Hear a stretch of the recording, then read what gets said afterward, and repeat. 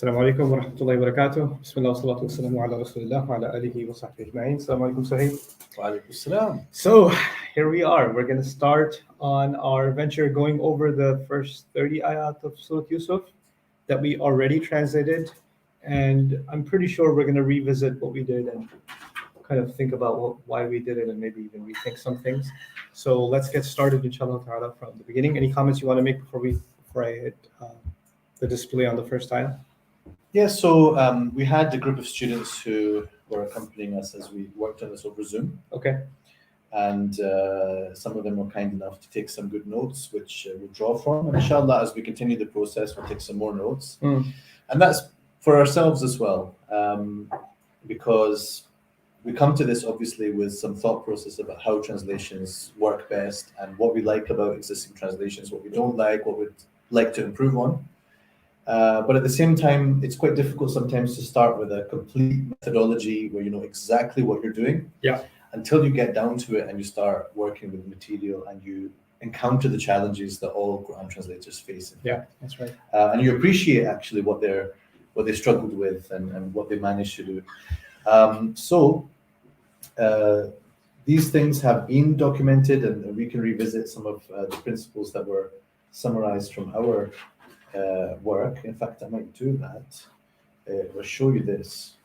You can see some of the things that were said about our translation principles, and that is, as we went along, we realized that this is the principle actually that we will be operating on, and so it got written down by some of the students. So let's read through this so our audience gets to hear some of this. Okay. So these are some, again, as we were translating, we figured out there are some things we need to be mindful of, and here are some of those principles.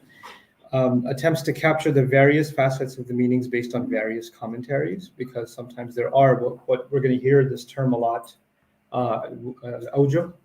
So there's different ways of looking at the grammar, different ways of maybe reciting the word, and that leads to different kinds of translations, and we're trying to capture as much of that as possible. Common social connotations of the word used in English are to be considered. In other words, if you've read the Yusuf Ali translation or even Marmaduke Pickthall or others, they're using sort of Shakespearean royal kinds of English, and we're trying to use English that is spoken today. Also, sometimes there's a word that's technically correct, and the dictionary would tell you it's an appropriate word, but just in current usage, it's taken on a certain meaning that you want to avoid. Yeah, and that, just to be clear, that's not to say we're trying to translate it into street English, but we are certainly trying to translate it into English that generally somebody would be able to understand across the English-speaking world. In the modern sense. So of course there are variations in how expressions and things are used, but those are more have to do with like everyday language, and you can call it the language of the street. But formal English, I'm here in Scotland talking to a taxi driver who's kind of very different kind of English than I do, but we can have a perfectly coherent conversation, and that's not common English that we're trying to go after, with my personal leanings towards the American. Use of words, expressions, and rhetorical styles that are common and understandable for the contemporary English reader. We just covered that. Create an index or introduction with the constant literary features of the Quran and keep referring to it whenever the literary devices occur. This will help retain the Quran's rhetorical style. So what happens is sometimes there's in the science of balagha, and just as a feature of the Arabic language, there's sometimes a figure of speech, or there may be a certain kind of preposition that's being used in a creative way, or things like that. These are all different kinds of techniques. So I wanted to, as we go, make a list of these techniques so that whenever this comes up, we can go back and say, this technique is the one being used. This is the one being used. So instead of readers thinking, there's an endless list, there's actually a glossary that they can refer to and say, these are some of the devices used in the Arabic language that are challenging to translate. Or why doesn't the translation look so much like the literal English? Because one of these techniques is being employed. Attempt to strike a balance between nativizing and exoticizing. Exoticizing, probably. Yes, I read that incorrectly. Exoticizing words and expressions used. What does that mean? Don't use too exotic language, like hard words. Is that? Yeah, basically. So nativizing is where. So basically, in translations in general, you can sometimes find that they leave certain words untranslated. Yeah. For example, taqwa, shaitan, and that's to say was a very specific thing in Arabic which cannot be conveyed in English, right? So that would be the opposite of nativizing, and that's basically telling you cannot understand this except in Arabic and through transliteration. Yeah. So for the most part, we lean very heavily towards, well, go ahead and try to translate it. Right. But I don't know if we have a stance here that we've written down about the use of the name Allah versus saying God, for example. And I think that we actually had a discussion about that. Allah versus God. That's a you have it here, yeah. Agreed to use them interchangeably depending on the context, because it is the universal name for God in Islam, but also may seem alien to a non-Muslim reader, like who is this referring to? So the interchangeability that can also create a challenge, because they could say, why is this Allah here and God there? Are they two different entities? So this requires more thought. In fact, even for example, in Sura Yusuf, we're dealing with the whole story, and it may well be, and I'm happy to accept that all the Anbiya used the name Allah for Allah. Right. But it could also be they used other names, and when they were talking to people, or when people were talking about Allah, they may have used different names in different languages. Correct, yeah. So in the translation, it could be God in such circumstances, but then Allah, when it is the words of the Quran speaking directly to us, or speaking to the Prophet Muhammad. That may be a consideration, like especially biblical stories. It might be strategically beneficial to use God in translation, because it is a retelling of the biblical story in the final revelation, and so that might resonate better with Christian and Jewish audiences. And that's the kind of decision it is. You see, these things are rarely right and wrong and absolutes, as people sometimes have it. But it's a case of, how is this going to be meaningful? How is it going to be effective? How is it going to be understood? And what additional understanding can you give to people? Because by interchanging the names Allah and God, we can also indicate that we understand these to be referring to the same. I even think at the beginning of a surah, we might make that decision and write our justification, a slight comment about it in our translation. We made an editorial decision to use God for Allah in the surah, and for these reasons. And that might help the reader kind of understand our thought process and retain it. And that way, I don't know if it makes sense to stay within a surah and keep interchanging them as much. But I think if we keep the surah as a literary unity, we decide one way or the other, and perhaps we can just make a slight comment about why we chose one versus the other. The other interesting thing here in our notes is, this is also under Arabic names. The Prophet's names have been Arabized in the Quran, like Yusuf, for example. So they may be used in their English version in the translation, Joseph. If we were to translate the Quran into Hebrew, we would be using the Hebrew versions of the name, and that makes complete sense. So, my name gets Urdufied. Nobody calls me Nu'man except when I meet Arab friends. I say Numan, right? And my American friends are Numan. So, and that's fine, because that name can travel across languages and it has its own variety. So there's nothing inherently sacred about the Arab version of Yusuf, for example, because actually originally it's not even an Arabic name. It's a Hebrew name, and they say Yosef and have varying pronunciations of it. So the fact that we're actually converting it to Arabic makes it completely okay for it to be converted to other languages also. Let's consider the next one. Okay, consider the deterioration of the English language and vocabulary in contemporary usage. I don't know if we use the word deterioration, or the person making the notes may have interpreted that way. But the point is, things shift. Yeah. Something which starts off as being a very positive word can end up being something that wouldn't be appropriate to use. I can think of a few. Yeah. So we're just Al-Anfal, for example. Look at the translation of Al-Anfal. I won't go into it, but some of these, some of the translations would be inappropriate. Great example. Spoils is fine. Spoils, yeah. Leftovers. War gains. War leavings behinds. We'll discuss that when we get there one day. It's not about translating a grammatical concept or words, but rather translating an idea to another language. Words in a language are greater than the sum of its parts. This is really important. This is actually something I've retained from Muslim Sir Mir, who talked about how math is different from language. In mathematics, the sum equals the parts. But in language, you can take parts. When you put them together, you get something new and something more, because words have a chemical reaction with each other. So an easy example would be I give. But when I say I give up, it's not give plus up. It's a new meaning altogether. It's I quit, right? So we have to consider the overall meaning. That's a simplistic consideration here, but we have to look at the overall text. And that's a real wrestling match that happens in the act of translation. We're looking at this grammatical concept. We really want to do justice to it in translation.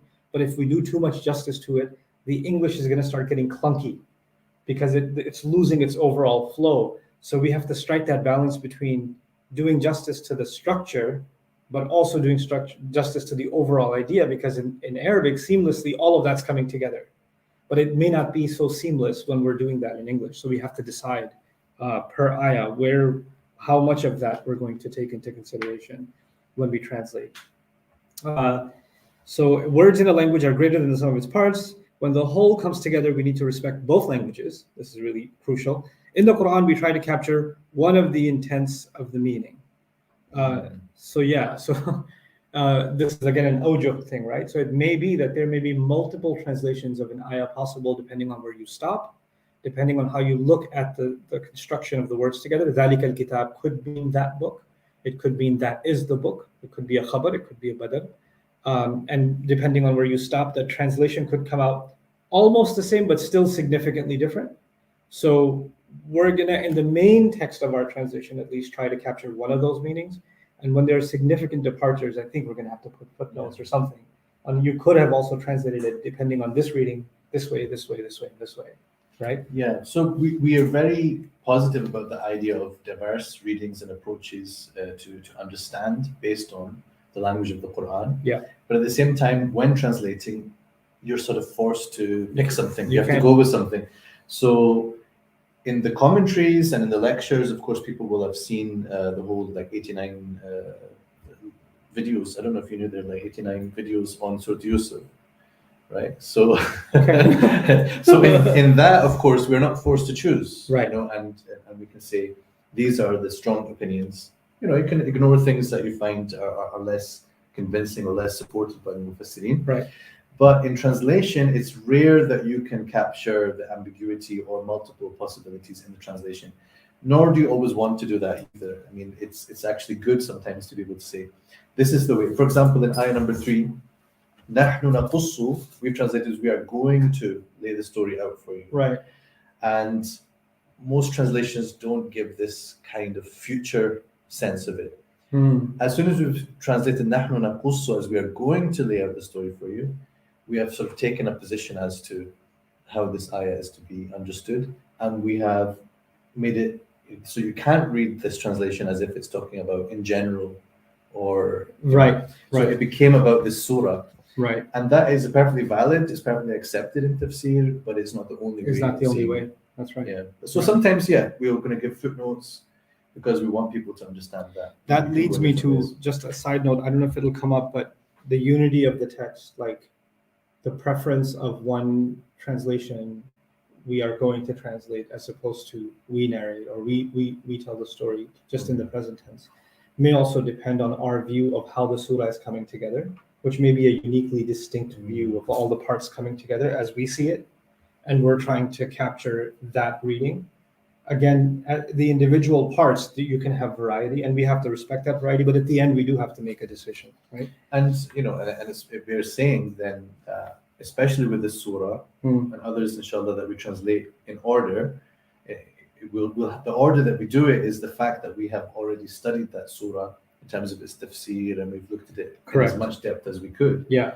So that process really affects how you approach the translation. Yeah. So after having read and studied the surah and studied the tafsirs, and debated every phrase, presented about that, got feedback about different ideas that were discussed in all those lectures, then we've turned to the translation. And as such, we've got all of that at our fingertips, including the notes that we've taken along the way, the tafsirs that we've consulted, the tafsir of al-Razi that I translated on this particular surah, gives us some of those awjuh and approaches as well. Awesome. Okay, so We need to start by having a feel for the original text and how it conveys its message and ideas. And we need to think about how we convey it in other languages. So getting a feel for the text is kind of, when you get lost in the technicalities, is this a mubtada, is this a khabar, is this a muta'allif, is this a fi mahal, whatever. That's all the kind of the autopsy of the text, and you're nitpicking every little piece. But at the end of it all, language is natural. And people who really appreciate language don't listen to a khatib and say, man, his mubtada, the way he tied that to that khabar, like nobody does that, right? You don't grammatically analyze speech. At the end, that process is powerful in understanding the parts. It's like, the way I can describe it is like a mosaic, right? Like each little piece had to be painted a certain way, and each little part, but at the end, it's this painting that just came together. So that's what we mean here by the sense of the text. Like, we have to understand the precise small pieces that are coming together, but then we have to take a step back and kind of see it for what it is before we, before we attempt to translate. In general, that's just a statement about translation. It's not about looking at it one word at a time. Yeah. Because that's what people do. I say that they behave like machine translators, but machine translation, like Google Translate and so on, it's actually pretty good now. It's getting better, yeah. Even with Arabic. But some humans are more machines than the machines are, and they look at it one word at a time and translate each word in order.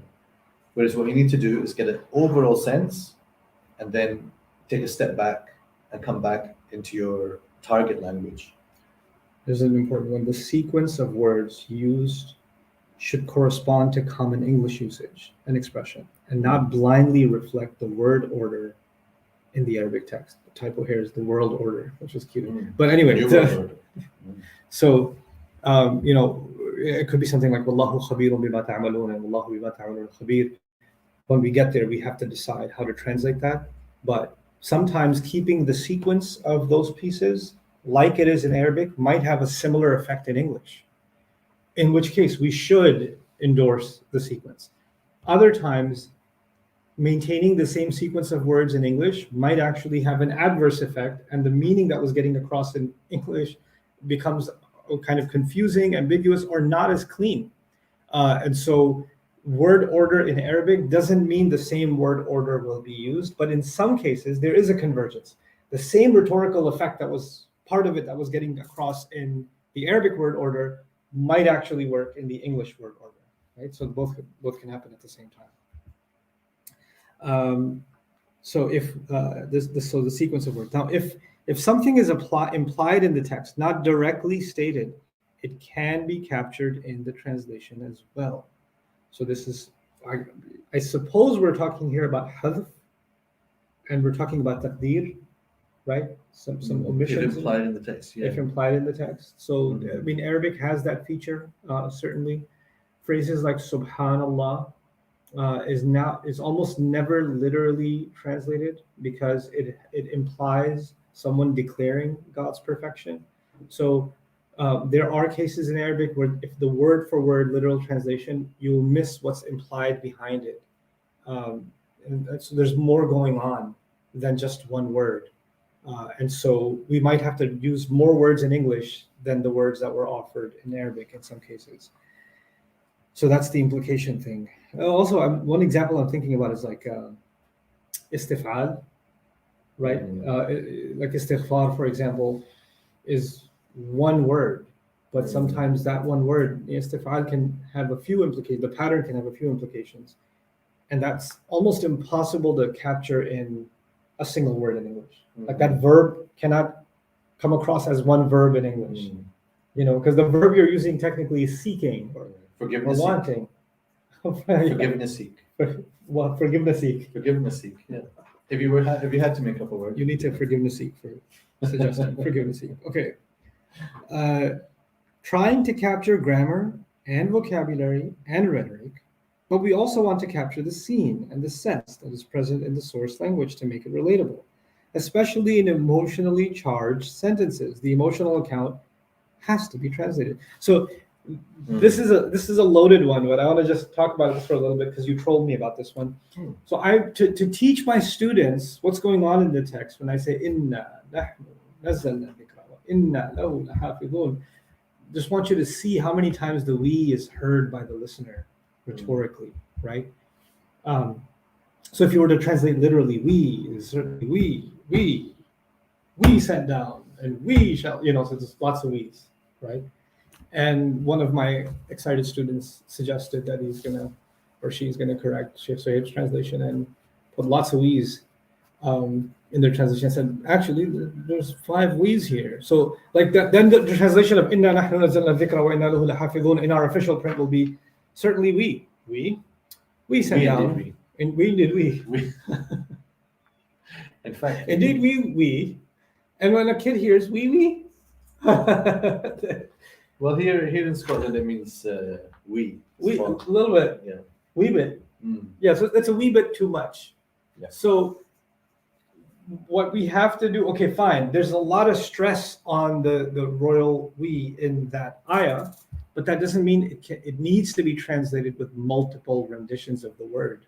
We need to find something equivalent or close in the English to capture the stress that's being placed. And it doesn't necessarily have to be as many words. We may be at a loss to be able to do that in some cases, because if we try to do that, then we'll feel really accomplished that we captured every nahnu, but the English reader is going to be like, what? It'll sound choppy and abrupt and actually even incoherent. And that's not what we want to do. So yes, balagha, rhetoric, grammar have to be considered, but flow of text and overall sense have to be considered. Something natural in Arabic doesn't have to be natural in English. So that's trying to capture. Now, we can add a section of literary footnotes, including qira'at issues and play on words, etc. And that's going to be really important. Because I have the tendency to go into literary subtleties and ma'ani. And I think that when it comes to any new translation, it has to be a sense of, what are you adding? And I think that there are certain things that people still are waiting for that haven't yet been provided, haven't yet been published. And that includes giving a bit more detail about how the words are conveying the meanings. Right. As well as we said before, different possibilities that exist there. This is really exciting to me, actually, because like it's sometimes like in ilm al-ma'ani, for example, right? So you're expecting a word to have al on it, and the ayah doesn't. Or you're expecting a word to be plural, but it's singular, or something like that, right? It might be awkward to translate that, like, and create that unusual effect in English, because it will compromise the integrity of the English. But if you're not able to do that, a footnote where here's something special has happened that really translation has a hard time capturing, and kind of like a little note about that. Yeah. Like, something special, and here's what that means. Here's what we might take away from that. That small note can be golden, right? And I think it's actually a really remarkable resource for students of Quranic Arabic and Quran language studies, in that they kind of get an answer key. Oh, they get an eye for it now. Oh, this tanween, that's not where the tanween goes normally. There's something balaghi going on here.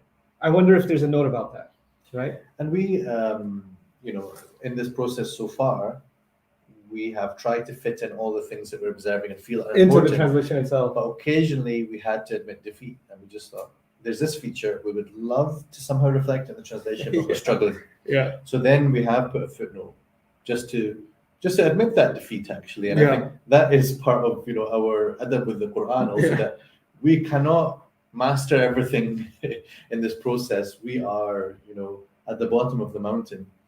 But we would like people to know that these are things that we did manage to capture, we think, inshallah, and these are things that we didn't manage to capture. Yeah. Now the funnest one, the funnest. The translation is aimed at people who do not necessarily have an academic background. It should be accessible for everyone. The whole point of this is to make Quran's meaning accessible to anybody. Some random guy just Googles our translation and starts reading it. No background in Islam, no nothing, and he's able to make sense of what's going on. And if he's confused about something that's going on, there's a footnote here and there that can help him move along in the text. That's actually the intent, which is why us geeking out at the end isn't the final judge over whether this makes sense or not. we're gonna have to get like a really aloof teenager. That's where you come in as well. Yeah, all of you guys come in. Does Because- that sound natural to you? Does that sound normal to you? Like, And tastes and opinions differ, so it doesn't mean if one person complains about it, we're necessarily going to change it. I but- hate that word. But you get a sense from overall, or maybe specific problems. If someone just says, "Oh, I don't like this word," that's not much to go on. If you tell us this word in my country has this very terrible meaning, This word, my uncle used it on my 8th birthday. I hate that. maybe Don't use that. Maybe not that. I was going to get your translation, but now I'm just gonna text my uncle. Okay, anyway, So it is important to get a sense that, okay, did we manage to make something that people are understanding without too much need for reading all our footnotes and Yeah, so on. yeah. And to be honest, this is a difficult one for me because as well, you get people who are saying to me and the opposite. They're saying, "Oh, don't make it too contemporary. Don't try to make it too easy, and then you're losing the meaning." Yeah. Because that is the struggle and that's the balance. bro, I've seen an easy translation of the Quran that people loved. I don't name names, but man, I coughed up. I was like, "This is so easy to read. It's so easy." I was like, "Yeah, that's great." I mean, it was really easy to read. It wasn't a translation. Hmm. Like it was like Adaptation. it was like, you know how you have a restraining order from people? Like you have to be 100 feet away at least. Yeah. It was 100 feet away from the text of the Quran. Like, it had a restraining order from the actual meeting. And I eventually met the author Yeah. one day, and he's like, "Could you please make a video about endorsing our translation? It's a wonderful project. It's easy English." I was like, "I can't. I just can't. I can't do it." He goes, "Why not?" I was like, "It has issues."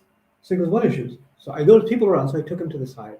I showed him one issue, another issue, and he goes, "Can you edit it for us?" And I was like, "If it would be less work to just write one Mhm. than edit this."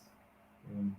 But mashallah, it's There's another. It's probably a different one. I don't know, but again, there's one that's been marketed as being very easy and accessible, and I decided to read it this Ramadan with my son, who's 9, Mhm. and so with all open-hearted, good intentions, we began reading it together, but so many occasions I just found, oh wow, okay, that's a nice turn of phrase, but really it doesn't represent at all what the ayah is actually saying. Yeah. You've changed the because to despite, or you've thought that you can adapt the words, but you haven't been thoughtful enough about whether that still fits what the ayah is saying. So, like, if we were to hand our translation to an editor and say, simplify this, that would be a disaster. That would be a disaster. Because unless they are also cognizant of what is actually going on in the original text. If we went to a publisher and said, "Simplify this," I would have to sit with them and simplify anything. Yeah. No one should take that job here. Yeah. If you don't want someone breathing down your neck. Yeah. So now try to take emphasizers on verbs in the Arabic language and generate phrasings from them to embellish the verb instead of adding adverbs.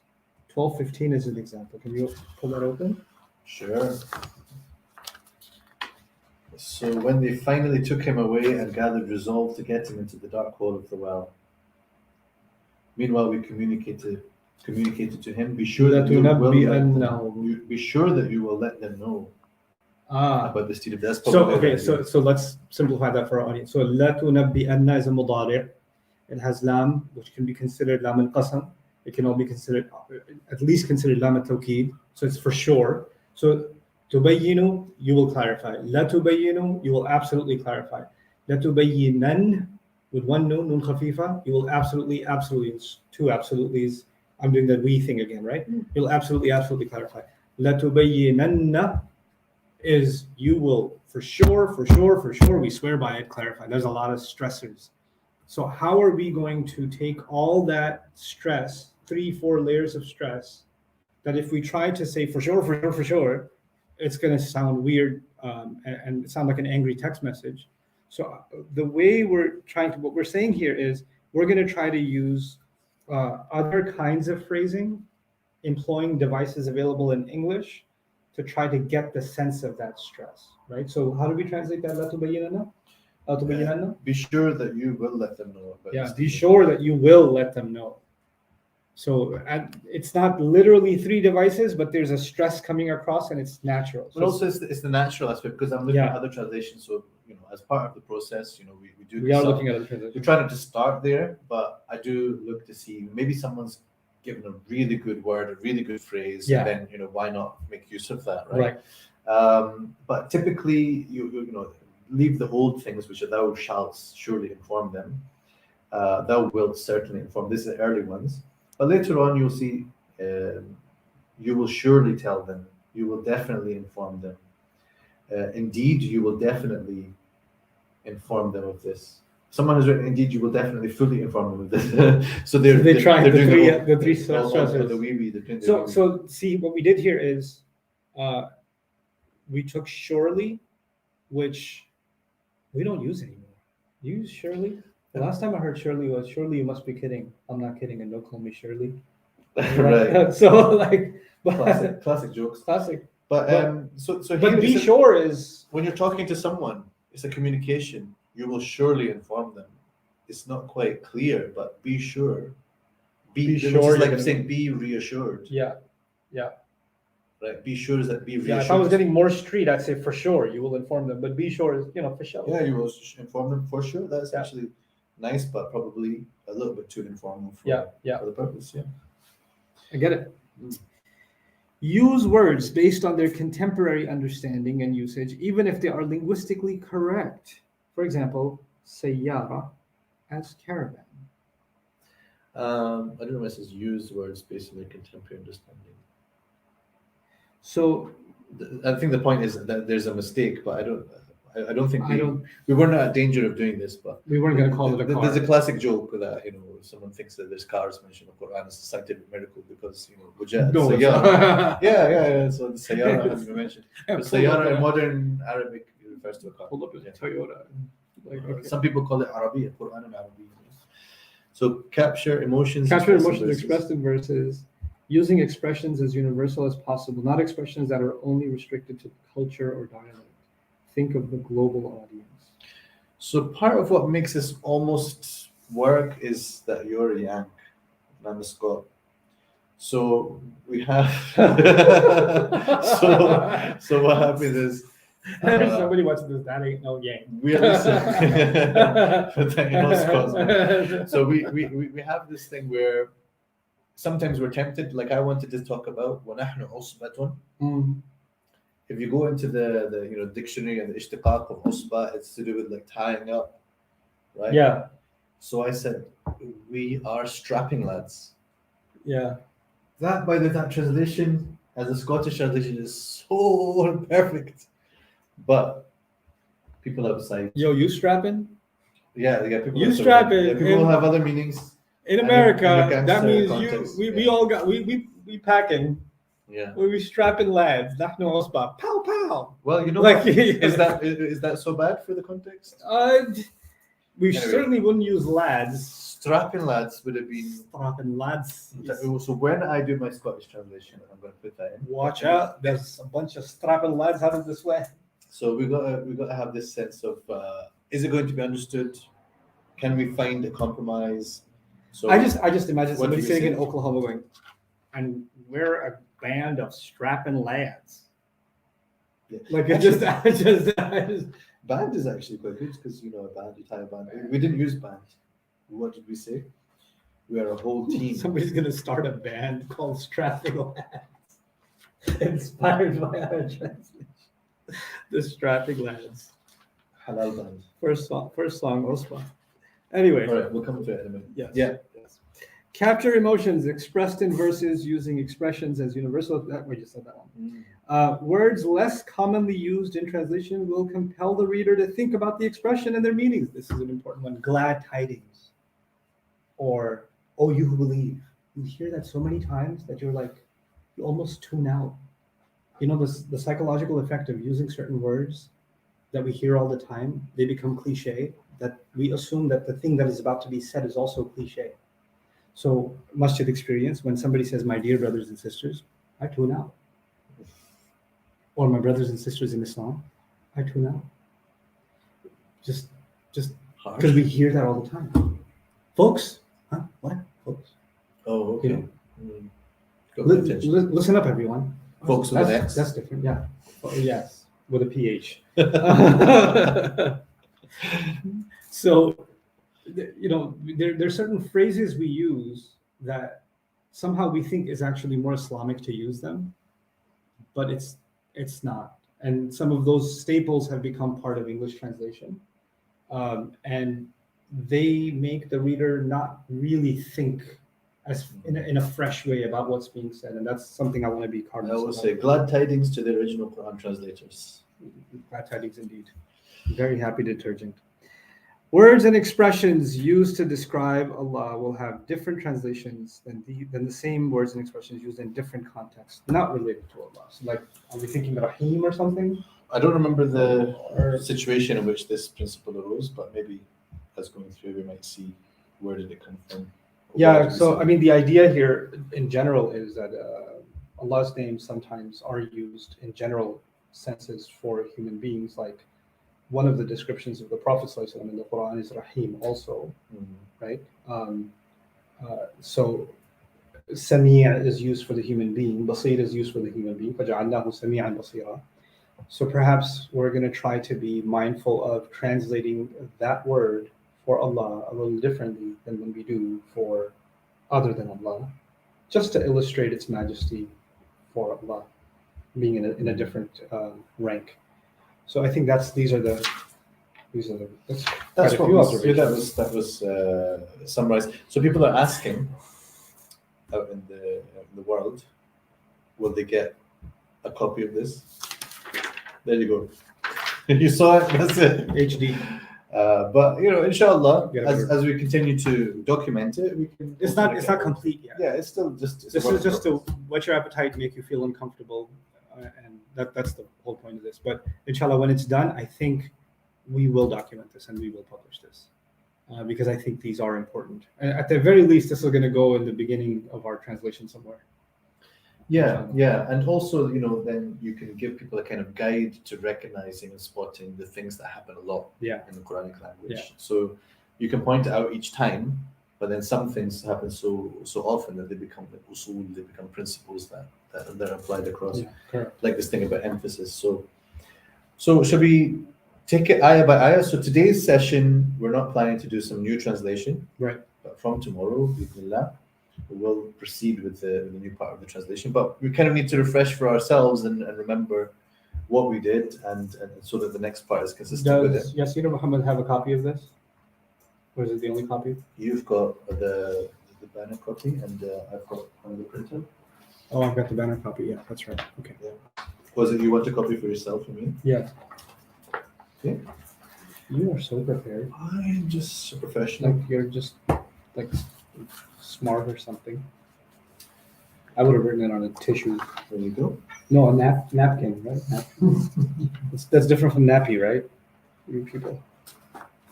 Okay. Yes, thank you. But yours has the things in it. Yeah. Okay, fine. No, I'm a professional. That's what I'm saying. I'm okay. A professional has I'm to fine. have It this. didn't hurt.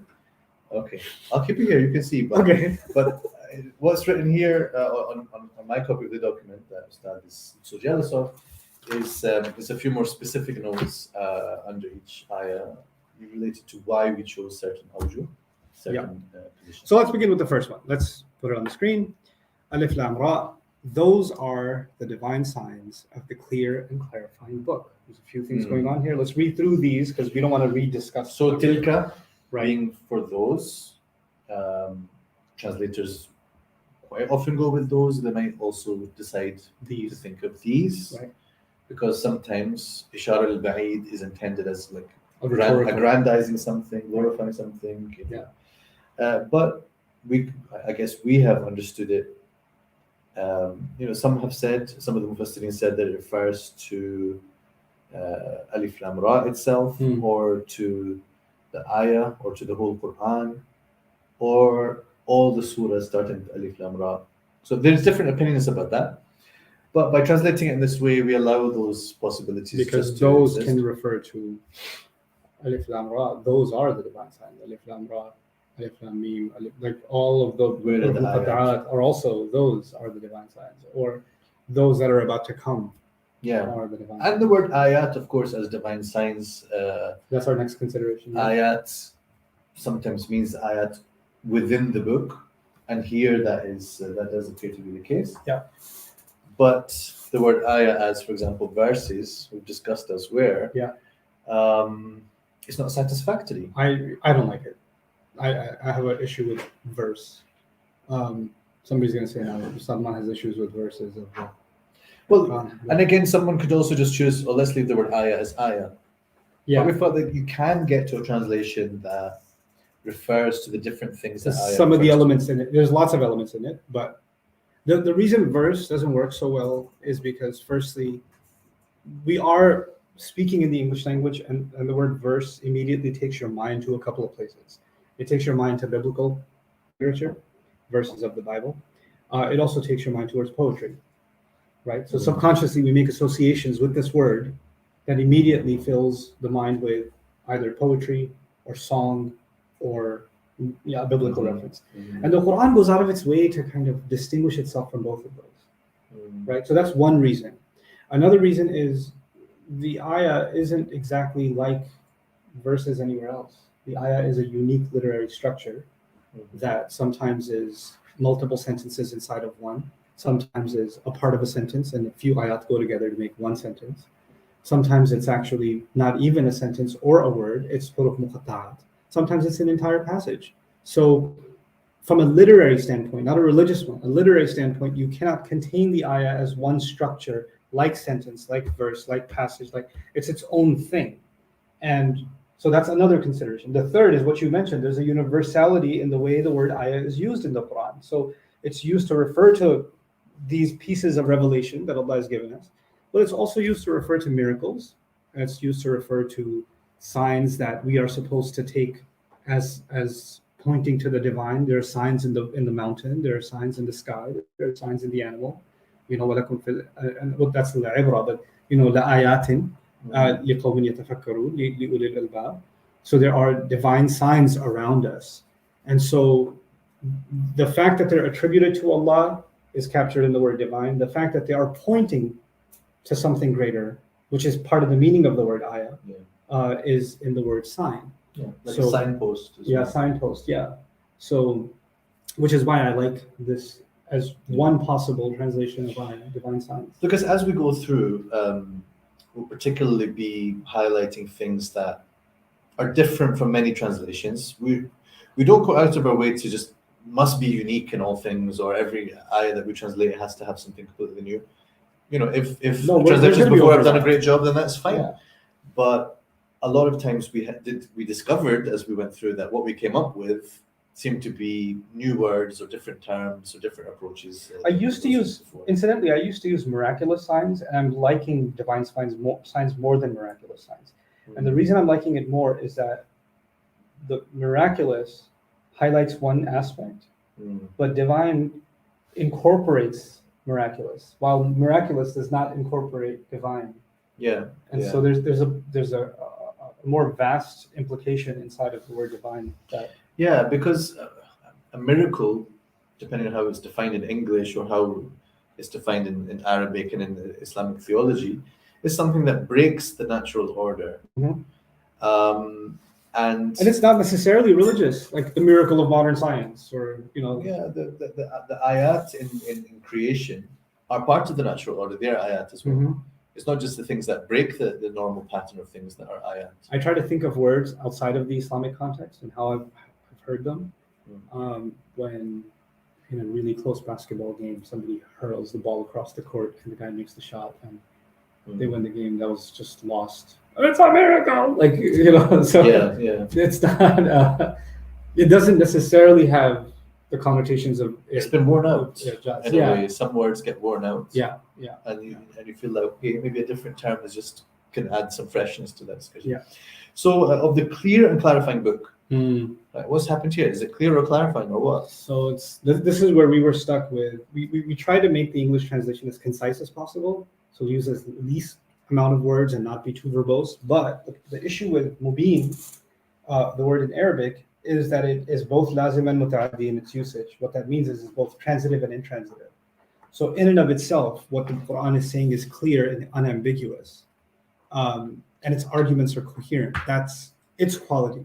But then it's commenting on realities outside of itself that were otherwise not clearly understood. And because of the ayat of the Quran, they have now become clear. So it's clarifying, and that's the transitive meaning of the word ibana. So the Quran having both of these qualities is captured inside mubin. And now if this said tilka ayatul kitab al-bayyin, for example, if it was bayyin, we would simply reduce that to clear and not go to clarifying, because that's luzum. But mubin is both. Sorry, mubayyin, for example. Then it would be only clarifying, and it wouldn't be clear. Al-kitab al-mubayyin. And the word mubayyin is used elsewhere. إِلَّا أَنْ يَأْتِينَ بِفَاحِشَةٍ مُبَيِّنَةٍ, for example. So, but here you're seeing a word that kind of fuses both of those, the transitive and the intransitive, the lazim and the muta'addi. And we feel that is the divine intent in using that word. Right. So as such, we want to reflect that in the translation if we can. So And sometimes you have to do it by just putting two words. Clear and clarifying, we're thinking of it as one term, for the word mubin. yeah, And does that mean that whenever the word mubin comes, we will do that?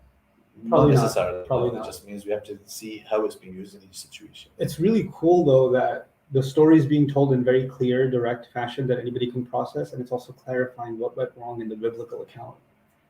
So there's an internal commentary on the story, and there's an external commentary on the story just from the beginning.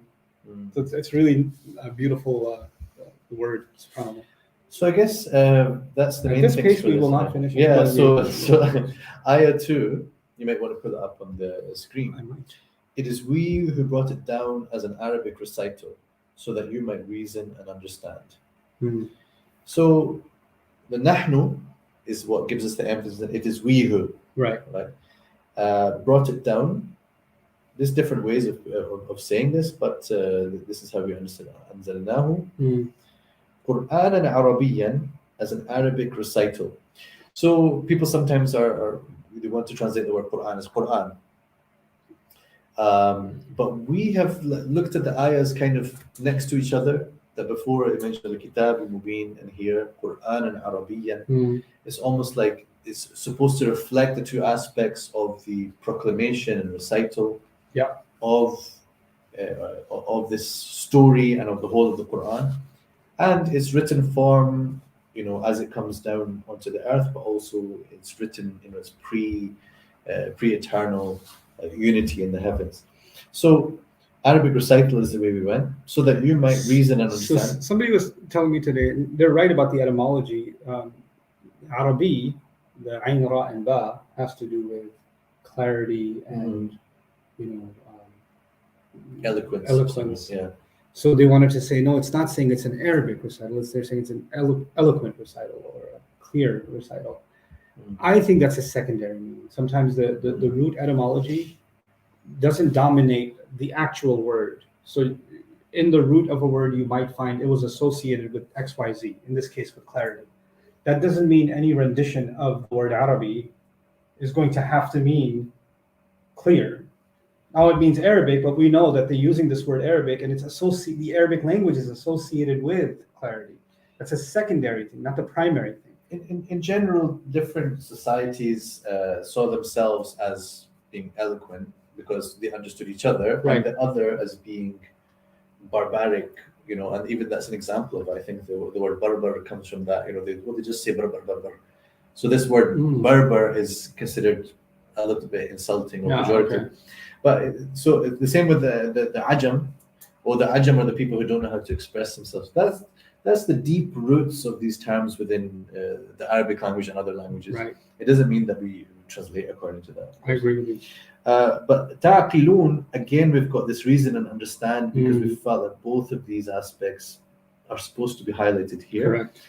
If we chose one or the other, it would unnecessarily limit what you can take. Because aqala does mean to think or to reason. It also does mean to understand. So, and both of those are almost, you can think of it as one is the process and the other is the conclusion. One way to think about it. Reasoning is the process that leads to understanding, right? So and that entire journey is encapsulated inside the word, so that you can. And it's also a hint at the importance of really paying attention to the Arabic, because it will lead to reasoning. Right, this is what we're trying to do actually in this entire project, is لعلنا لا نعقل, right? So that's living this this project. So in the third ayah, Mm, this is where it gets creative. creative, right? You want to put that up on the screen? Yeah, I'm scared too. We are going to lay the story out for you, O Prophet, in the finest way, since we have already inspired you with this recital, whereas before you had certainly been among the unaware. Honestly speaking, this ayah is very difficult to translate. Extremely hard to translate. Because, I mean, it's easy if you don't think about it too much. As all things are. As all things in Quran. Brother, what do you And again, we're not going to pick on any translation. I would say just pick up whichever translation that you read and have a look at it and see what you can determine about the tenses. Okay, نحن نقص بما أوحينا is in the past tense. إليك هذا القرآن. And what's the bima kind of What's the be? indicating? Even أحسن القصص, of course. Here you can see, now people are going to be very angry at us already. Brother, it is, I don't do the accents like you do, it is the best of stories, the most beautiful stories, the finest of stories, the finest of narrations, etc., etc. Pretty much all the translations of the Quran that exist have it like this, and I've actually done a bit of research into that, with the exception of Muhammad Asad, who still has a slightly strange translation here. Mm. But if you look in the tafsirs, they're telling me very clearly that there's two very clear, good ways of understanding this. Either أحسن القصص, qasas here refers to the thing that is told, is the story. So it's أحسن المقصوص, the best of stories. That's how all the translators understood it. However, the Mufassirin said also it could be the masdar, meaning أحسن الاقتصاص, telling the story in the best way. Yes. And that's what we felt fits best, although the other meaning is fine as well. Qasas is also mufrad in a sense, isn't it? It's not really jama. That's qisas, isn't it? Yeah, so but it can refer to the maqsoos here. So it is a masdar, so it wouldn't be plural. Yeah, But it so can refer either to the thing that is told or it can refer to the storytelling itself. So فَيَتَّبِعُونَ أَحْسَنَهُ, Mm. right? Like, and we did this in the dars of this series. Mm. The story has been told before the Quran talked about it. And the beauty of the story had been lost. And it's the most beautiful parts of the story is actually one way to think about Ahsan al-Qasas. But the other very compelling way to think about Ahsan al-Qasas is in fact that it's describing the way in which the story is being told, which is what we're trying to capture here. So instead of just resorting to the best of all stories, the story told in the best possible way is what we're inclined towards in this grammatical approach. Yeah. So, I mean, there was detailed discussion around this when we were doing that. But this gives a sense now that in this surah, through this surah, we're going to lay the story out in the finest way. Even the laying out, right? For naqussu, instead Yeah. of telling the story, laying it out, and qassa is to take steps To and follow steps, to steps. follow Yeah. steps. Yeah. So yeah, there was a lot of thought went into the expression. Yeah. I hope it's not difficult to grasp what it means, but it would be unusual wording. That much is for sure. To lay the story out for you. So after wrestling with quite a few different wordings, that kind of presented itself as a nice way to put it. Whereas before you had certainly been among the unaware.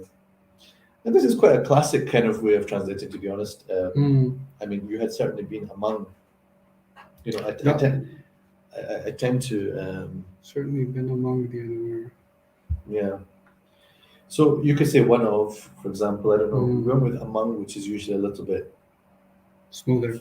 Well, among is kind of fancy as well. Like it's a bit the kind of thing that we're used to translating Arabic with the word among. So there's a few pieces here, like even laying the story out for you, as opposed to narrating onto you, right? So we took this license to translate for here. Yeah, I mean, so in this, and that's the marriage of the verb qassa to ala, actually. Qassa alayhi al-qasas. فلما جاءه وقص, he didn't narrate on to him, but he told him this. You know? Right. So there's a temptation to just follow the literal preposition. Yeah, it's not the literal preposition. We're taking the figure of speech that exists in Arabic to lay the story out for someone is the way we're preferring it. And once you use lay out the story, then for makes sense. So it's the aggregate, it's the whole, not the part. What we talked about before is what's playing out here.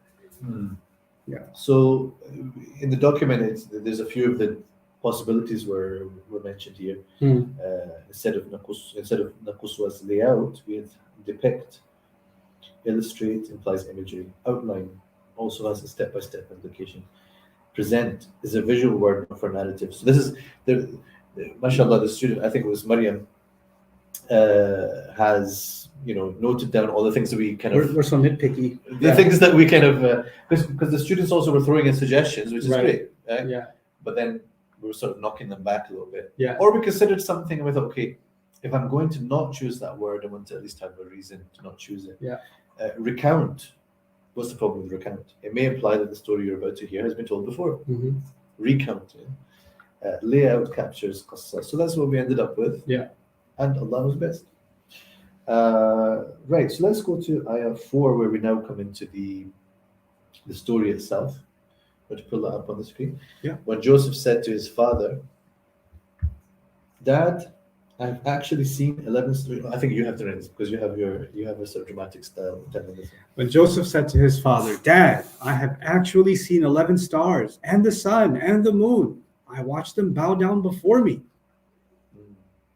So probably the first thing that will catch people's eye is Dad. right. So This is Islamic. What? Dad? it should be Abu. Abu, Papa, Abu Ji. Daddy, Papa John. Baba, Baba. Baba. So obviously, Ya Abati, what do we know about the expression Ya Abati? It is a respectful term and it is a loving term. Yes. Likewise, when he says to him Ya Bunayya or Ya Bunayyi in the other qira'ah. So when we want to reflect that in English, it's a, oh my father, hear ye, hear Oh ye. my beloved father. Yeah. Verily I have seen 11 stars. Yeah. I mean, I could have a look at some of their I have viewed them prostrating before me. oh my father, oh my sire. Oh my father is very common in the translation. Some of them left out the O's and my father.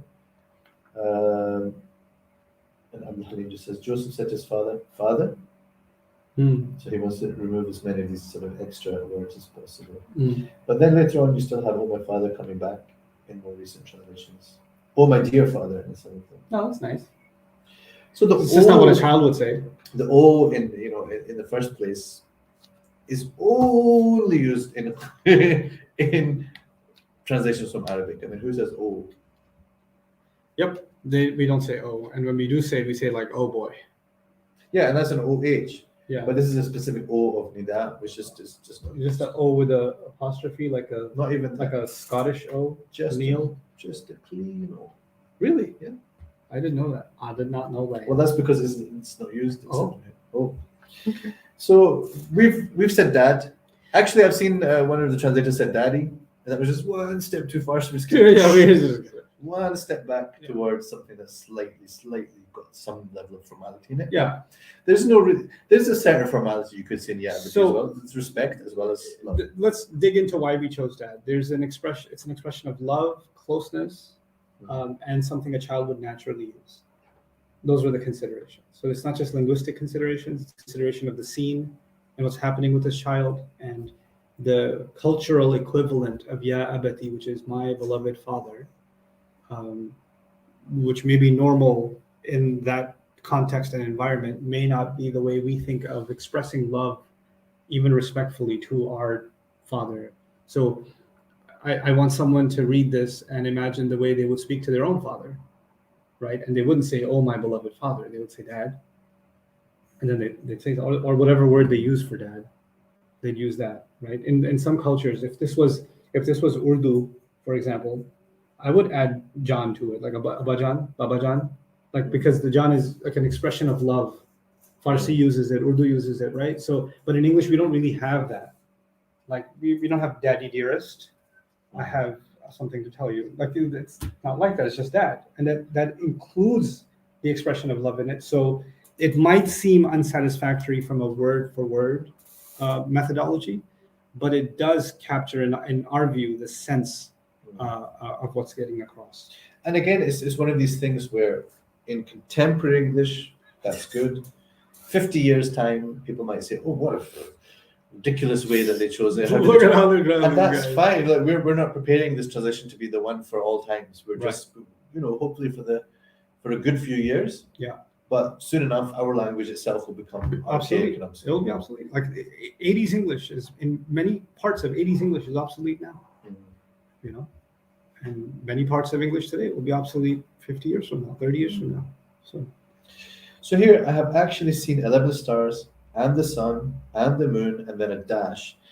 I watched them bow down before me. So here we actually did something which, in a way, we've talked about before that we tried not to do, which is follow the very specific sequence of the Arabic words. Mm-hmm. But here, because we got some sense that there's something intended here of a progressive expression of amazement at what was happening, and even the sun and the moon on top of what I've already mentioned. And then he says رَأَيْتُهُمْ. There's a repetition in the Arabic. Yep. You could definitely see that as not necessary for translation, but I think especially you felt and you impressed on me, and I accepted that the repetition here is part of that sense of amazement. Mm-hmm. Yeah, رَأَيْتُهُمْ يُسَجِدُونَ. So we wanted to keep it in. Right? I've actually seen, and then we just use a slightly different word in the رَأَيْتُهُمْ for variation. I've watched them. I'm thinking about something. So the actually is really cool here. I have actually seen 11 stars. Instead of saying verily, I have seen, or I have certainly seen, because that's, again, a child wouldn't talk like that. And secondly, why would inna be used? Inna could be used for izalatu shak, to remove doubt. And one of its rhetorical purposes here, Dad, you won't believe this. I actually did see this. That's kind of what inni ra'aytu is doing here. So I have actually seen. That's wonderful. One thing that I'm still kind of dissatisfied with here is I watched them bow down before me. I'm maybe thinking bow down in front of me is supposed to be before me, because I just haven't seen before doesn't seem but yeah not very super.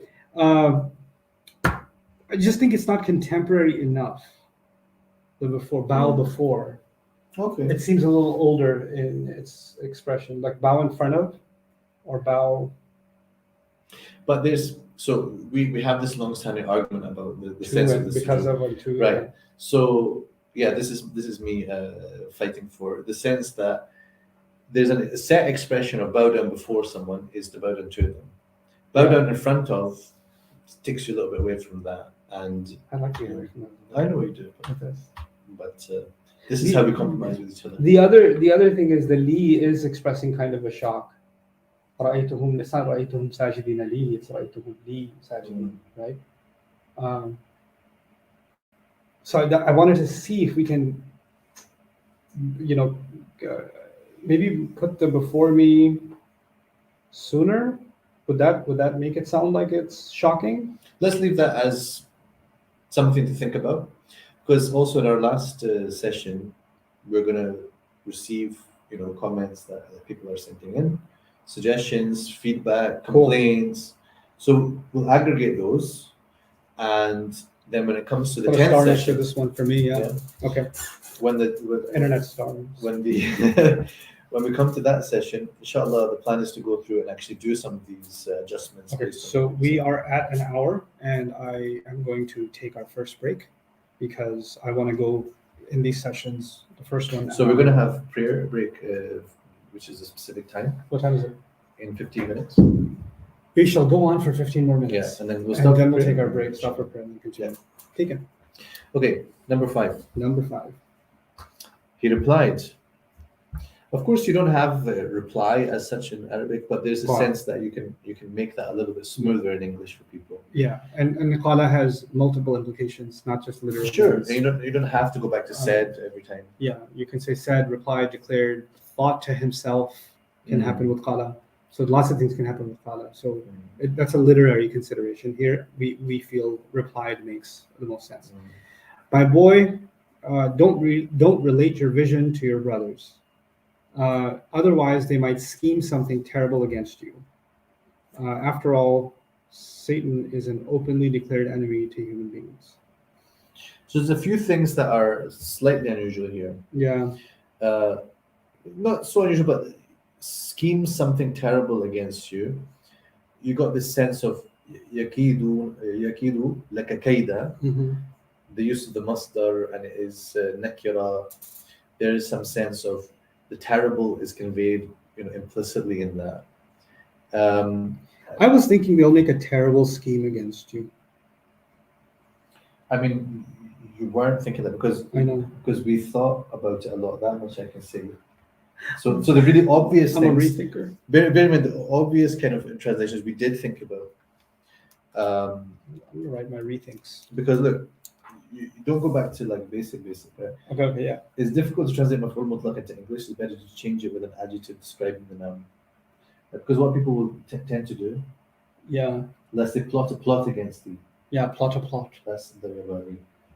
Lest they scheme a scheme. Plot a plot. I plot a Versus plot thou. So they will hatch a plot. Some say Hatch. to try against you a plan. Contrive. Plot against you a stratagem. So people have done different things in handling this. Suggestions, it says. So they might scheme something terrible against you. Well, that's all a suggestion. Oh, hold on. No, no more suggestions.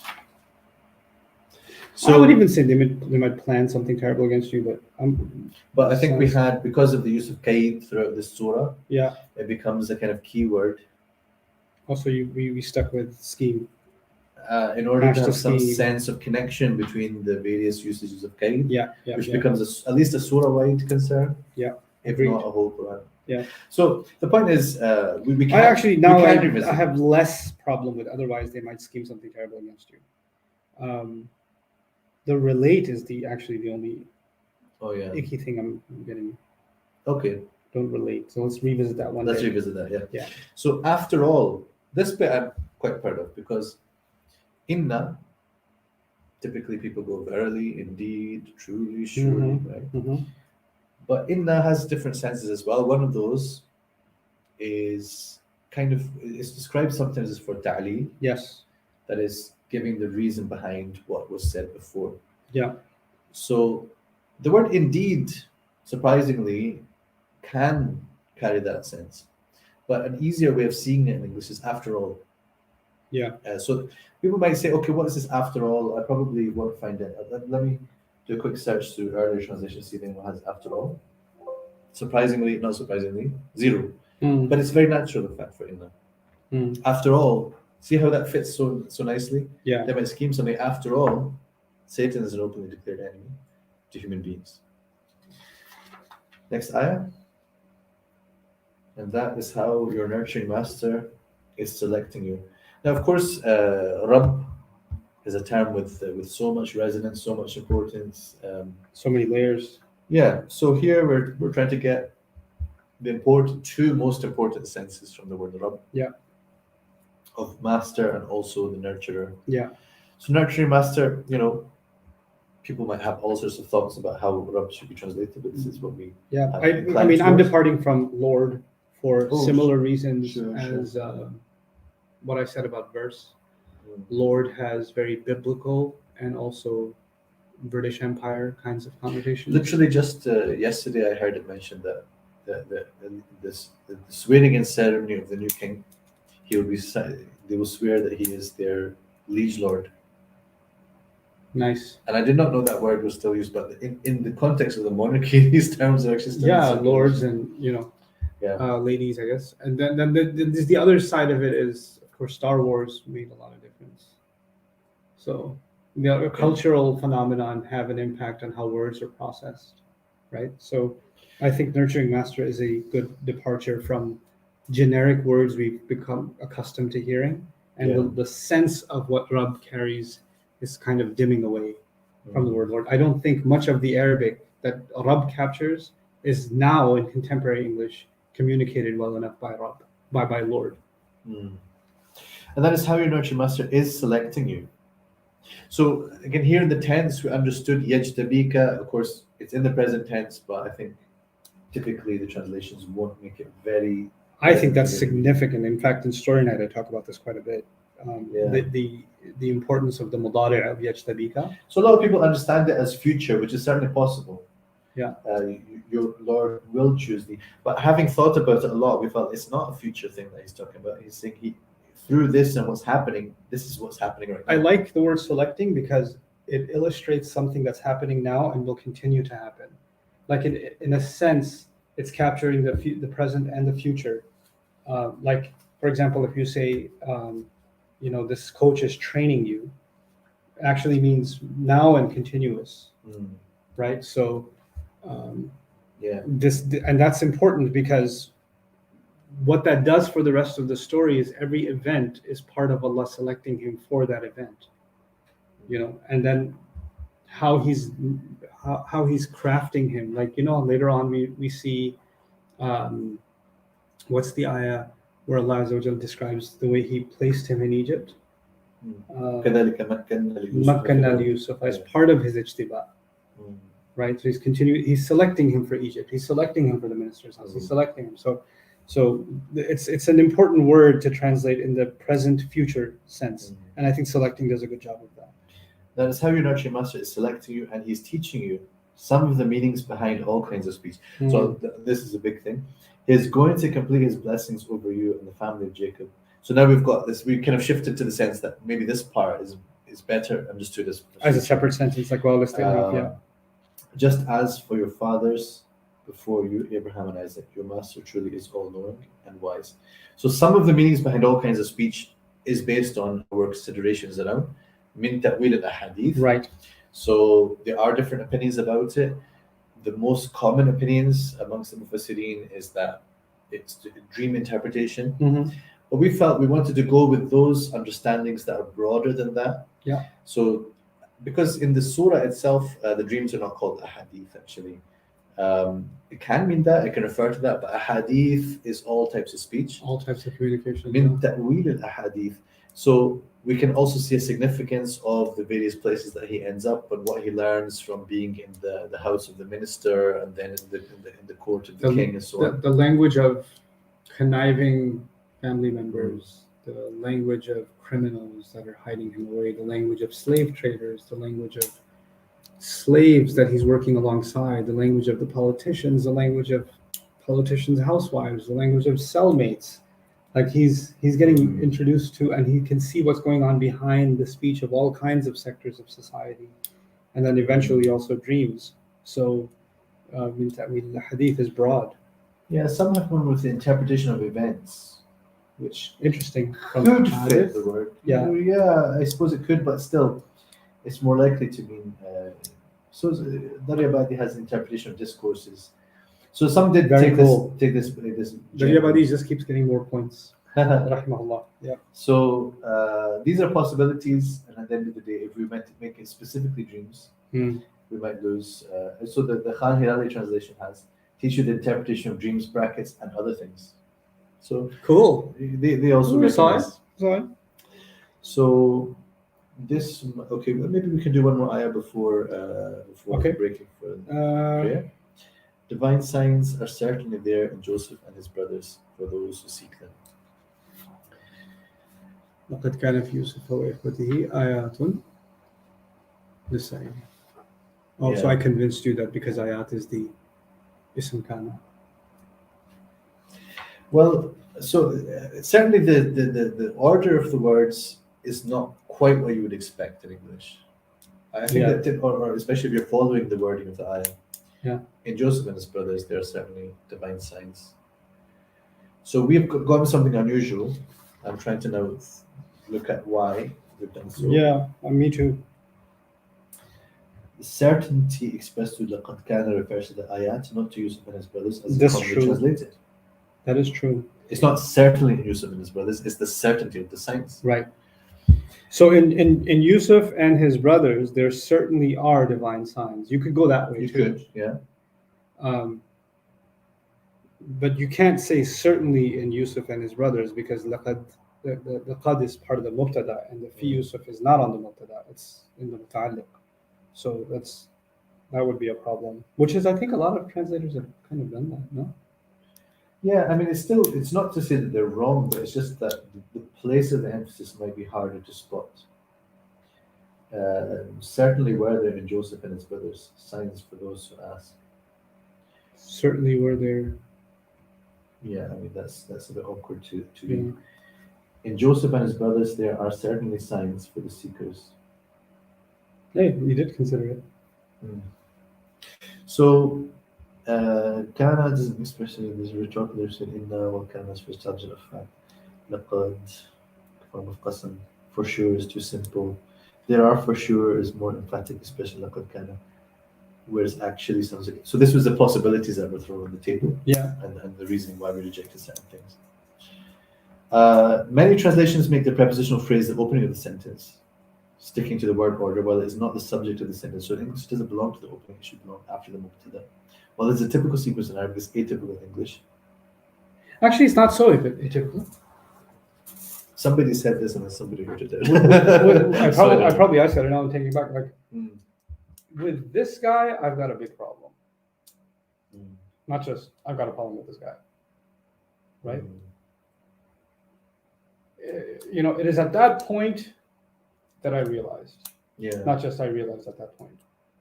Right? So we do kind of put the muta'alliq early in English too. And we do it for similar stress factor reasons. So maybe it is okay to go with, in Yusuf and his brothers, there certainly are divine signs. So the nub of it was, I think, this sense. If we put the subject at the beginning of the sentence in English, it puts it thematically on top of what you're communicating. So I think that was the factor that really caused us to write. So then this is the battle between grammar and rhetoric. Grammar says put the subject first. Rhetoric says I put the non-subject first for a reason. Right? So it shows that nothing. The translations are never perfect. They're always up for negotiation. Yep. But you have the reasoning to choose what you go with. Yeah. And finally, before we break, the sa'ilin, we said for those who seek them, because sa'il is someone who asks, but also can be requests something. وَأَمَّا السَّائِلَ فَلَا تَنْهَرْ. Right. So we are in a way like beggars before the ayat of Allah. Yeah. We come to the Quran as beggars, seeking Allah's blessing to open up meanings for us and to allow us to experience His ayat. I think the seeking, which implies a kind of desperation, is also very beautiful because the story is about multiple desperate situations. بضاعة مزجاة.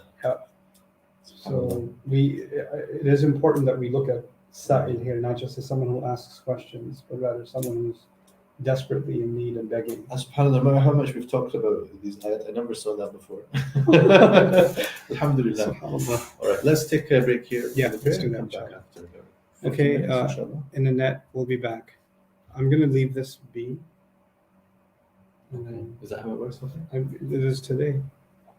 I'm going to put it on mute so you guys don't hear our actual conversations.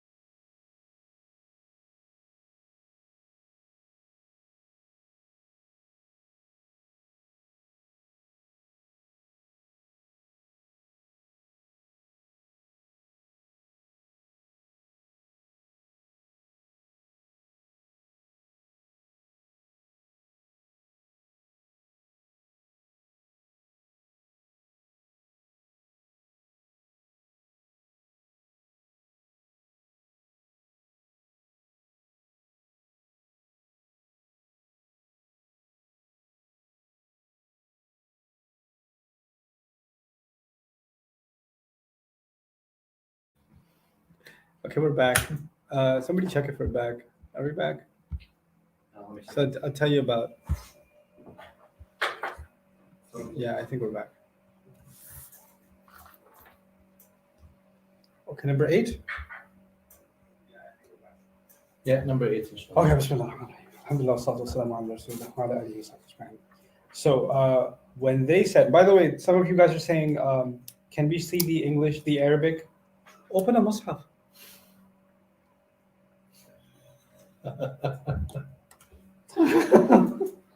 Or an app or whatever. Yeah, you be nicer. Open a mushaf. We're not doing enough? No, you want me to make fries for you, deliver to your house? Want me to send ketchup? Anyway, okay.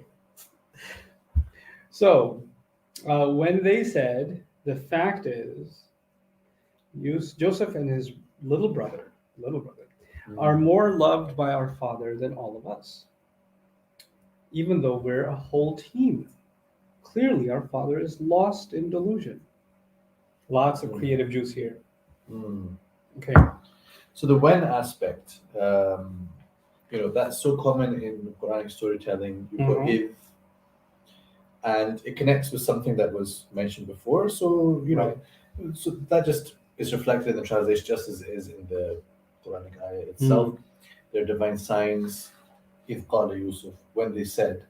So in certain things, like when an ayah begins with wa, for example, we are quite happy to translate that as and, even though in English it's not that typical. It's not the convention, yeah. It does happen, actually, but... Let me ask you this. So a lot of times the hadaf that's assumed for wadhkuru, for is, right?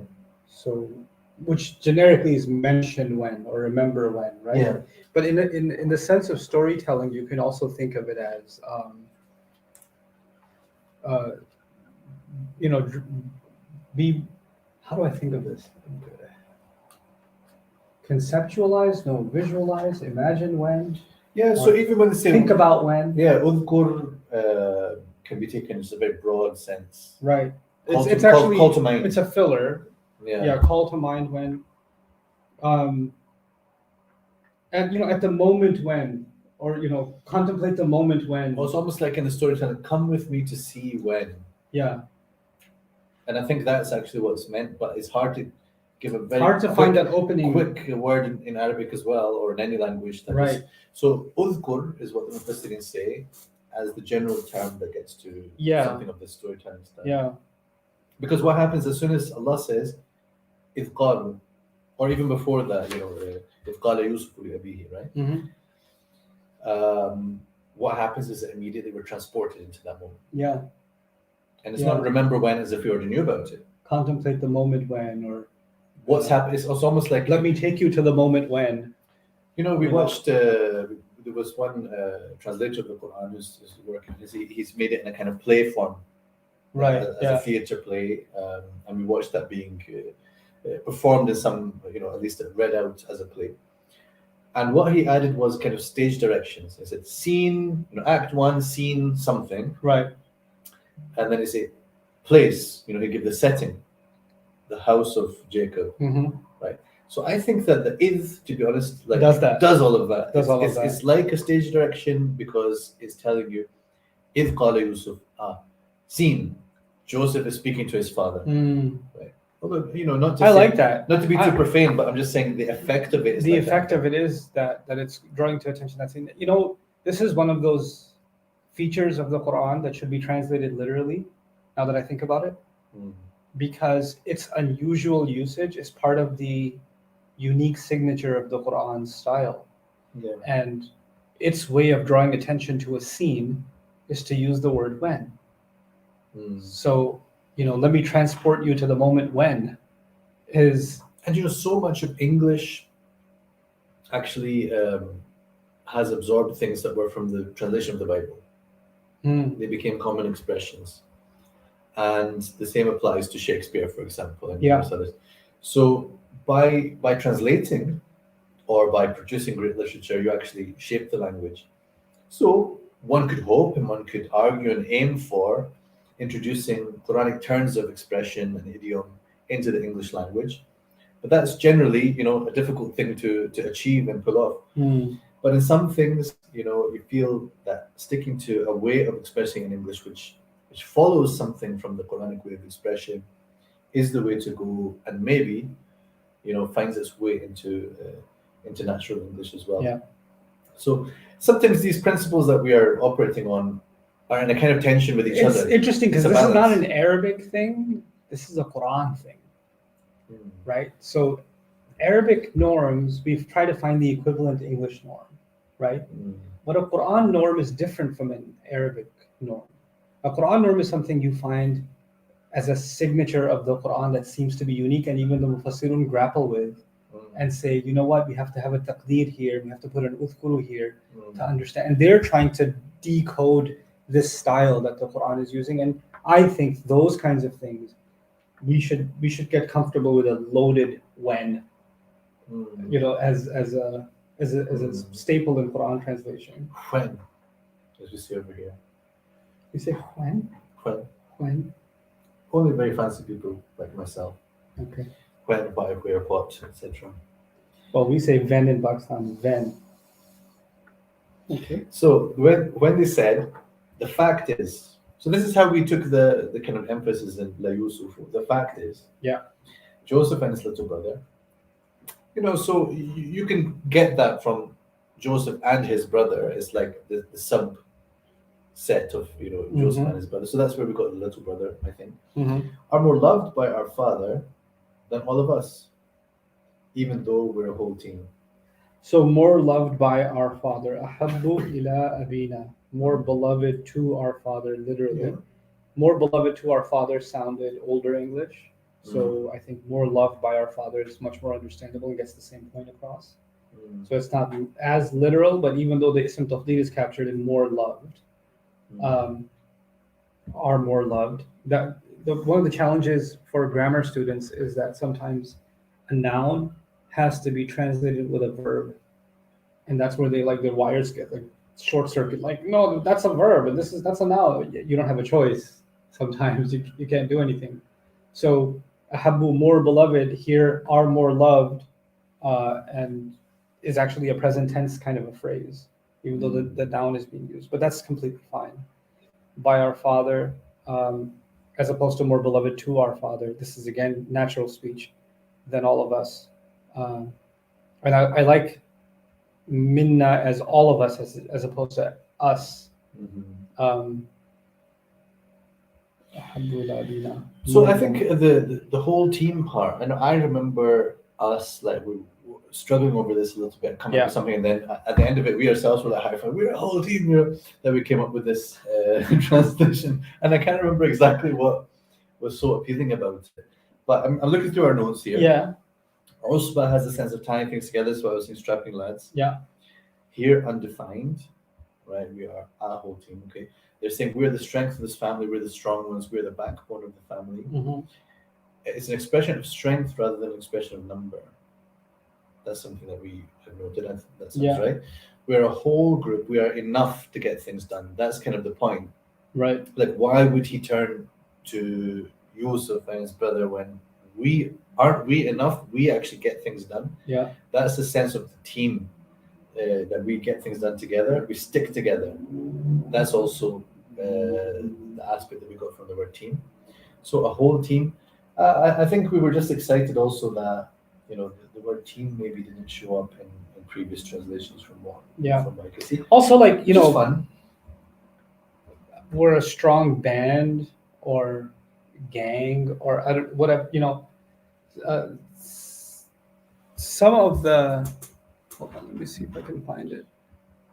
In fact, some even said, dearer to our father than we who are the greater number. We who are more in number. This is the early Orientalist translation. We are more in number. And some said, though we are many. Yeah, so that's quite common. I'm a bit surprised at that. Like I said, I don't think the point is how many we are. Right. That's strange. The etymology of it is about strength. And Yusuf says, but we are a goodly body. Ajib. Well, we are a clan. That's odd because it's a conversation about the entire clan. Clan within the clan. although we are many, Abdul Halim says. So a lot of the translators really understood this as somehow it's to do with the number, Hmm. which deserves some pondering, but I don't see that. So I think the whole team, it makes me, it catches my eye, but If I was going more street, I'd go, we're a whole squad. But squad goals. We are squad goals. How about that? You don't see that in the US? I mean, yeah, I'm sure. We're hashtag squad goals. Yeah, you're keeping up with the kids nowadays. This is about 5-6 years old. Get off TikTok. Okay. Gang. Clearly our father is lost in delusion. So here we had the emphasis of inna and lafi expressed here. Yeah. Right. So the last lost in delusion, I'm fine with that. Fi dhalal mubin. The challenge there was mubin, really, because when mubin is an adjective, and then it's like clear delusion, right, which becomes awkward translation. But it's the sense that's being captured is lost in delusion, clearly lost in delusion. Yeah, that was how we made the best sense of Yeah. what the word is doing. So ayah 9, kill Joseph or toss him away somewhere. That way your father's attention will be all yours. Sorry, guys, I can't. It's a hard thing to capture the whole translation. So let's do this part and then I'll see if I can paste the rest of it in. Okay. Or toss him away somewhere. That way your father's attention will be all yours. And after that, you'll be all good. So bear in mind that when it comes to dialogue and speech and conversation, there should in the translation be some sense of how people speak. Not necessarily in the other parts of the translation, but when people are speaking, you can go a bit more colloquial because you're reflecting how people are speaking to each other. So here they said, kill Joseph. أَوْطَرْحُوهُ أَرْضًا. When you look at the explanation of some land or something, it's sort of more general than that. It's just somewhere. Toss him away somewhere. Yeah. I think that's what we got to. That way, your father's attention will be all yours. And then there's ambiguity in the وَتَكُونُ مِنْ بَعْدِ قَوْمٍ صَالِحِينَ. Some Mufassirin understand that as you'll repent after that. We wrote, it's not showing there, after that, you'll be all good, is how we translated it. Yeah.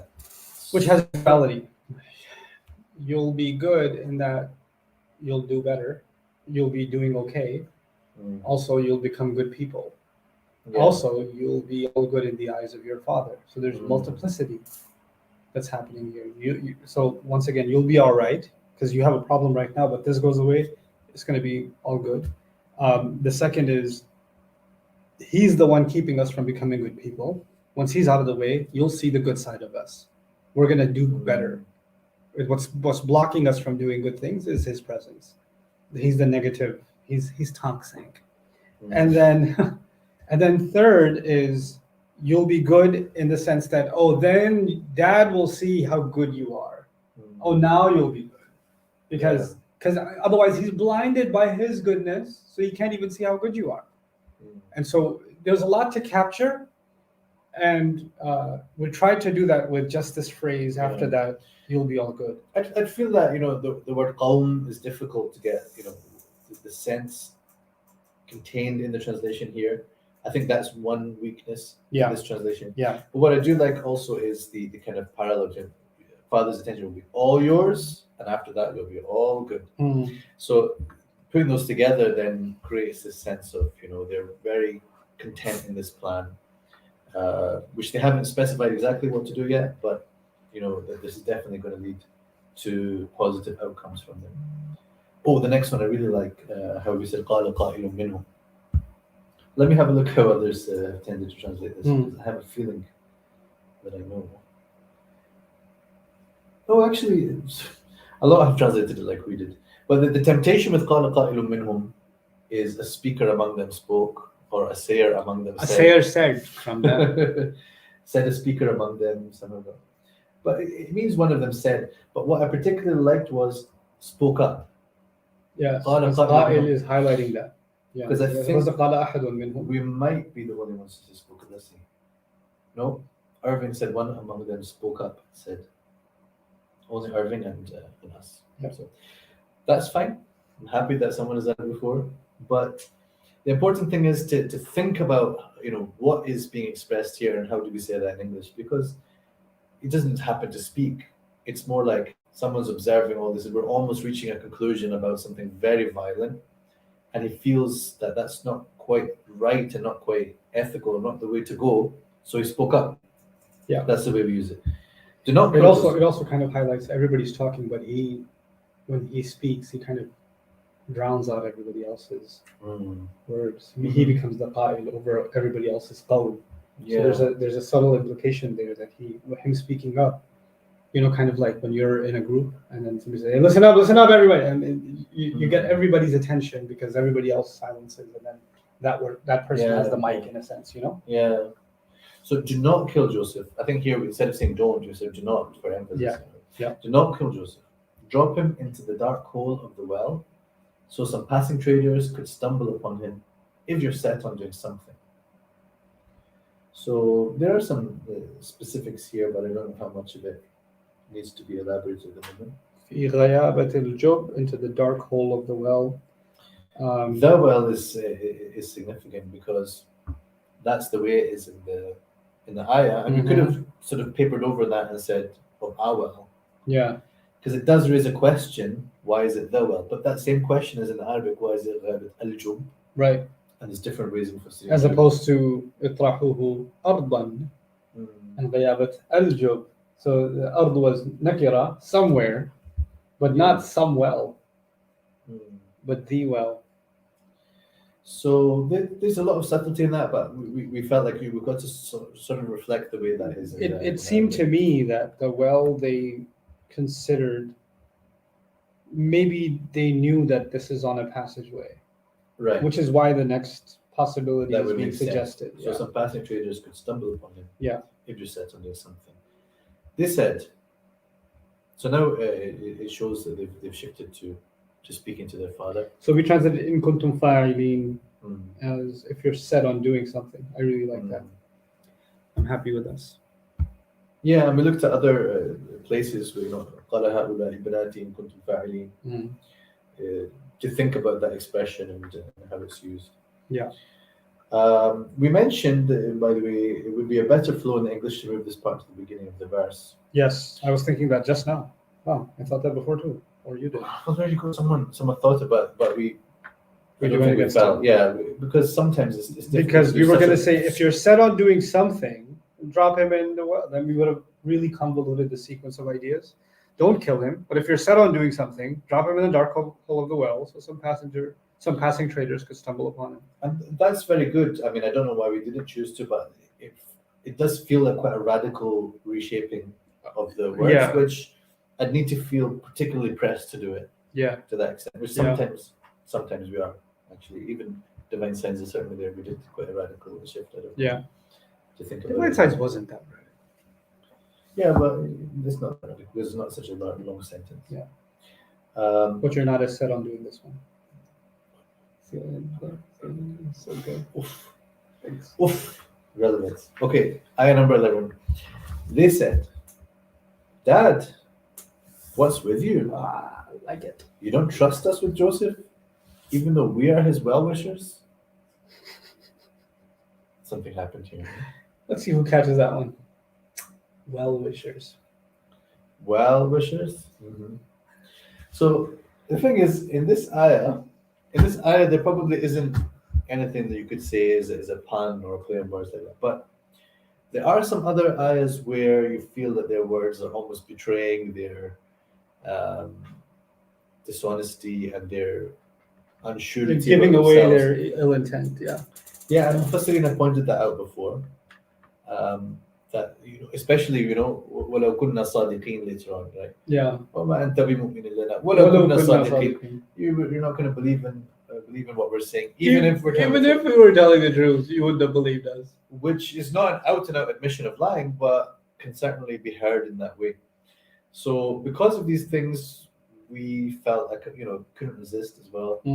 The sort of pun of we are his well-wishers. We're not bitter. We're not better. We're not better. Could have been better. It could have been better. So That was dark. you've gone to a very, very dark place. Okay, yeah, it's So Dad, what's with you? Malaka. Yeah, it's quite a direct translation, but it's quite. and it works. English, It works yeah. in English, yeah. You don't trust us And, with Joseph, even though we are his well-wishers. So we didn't make this a question, but you can rephrase the whole thing as a question. you can, yeah. Even though we are his well-wishers.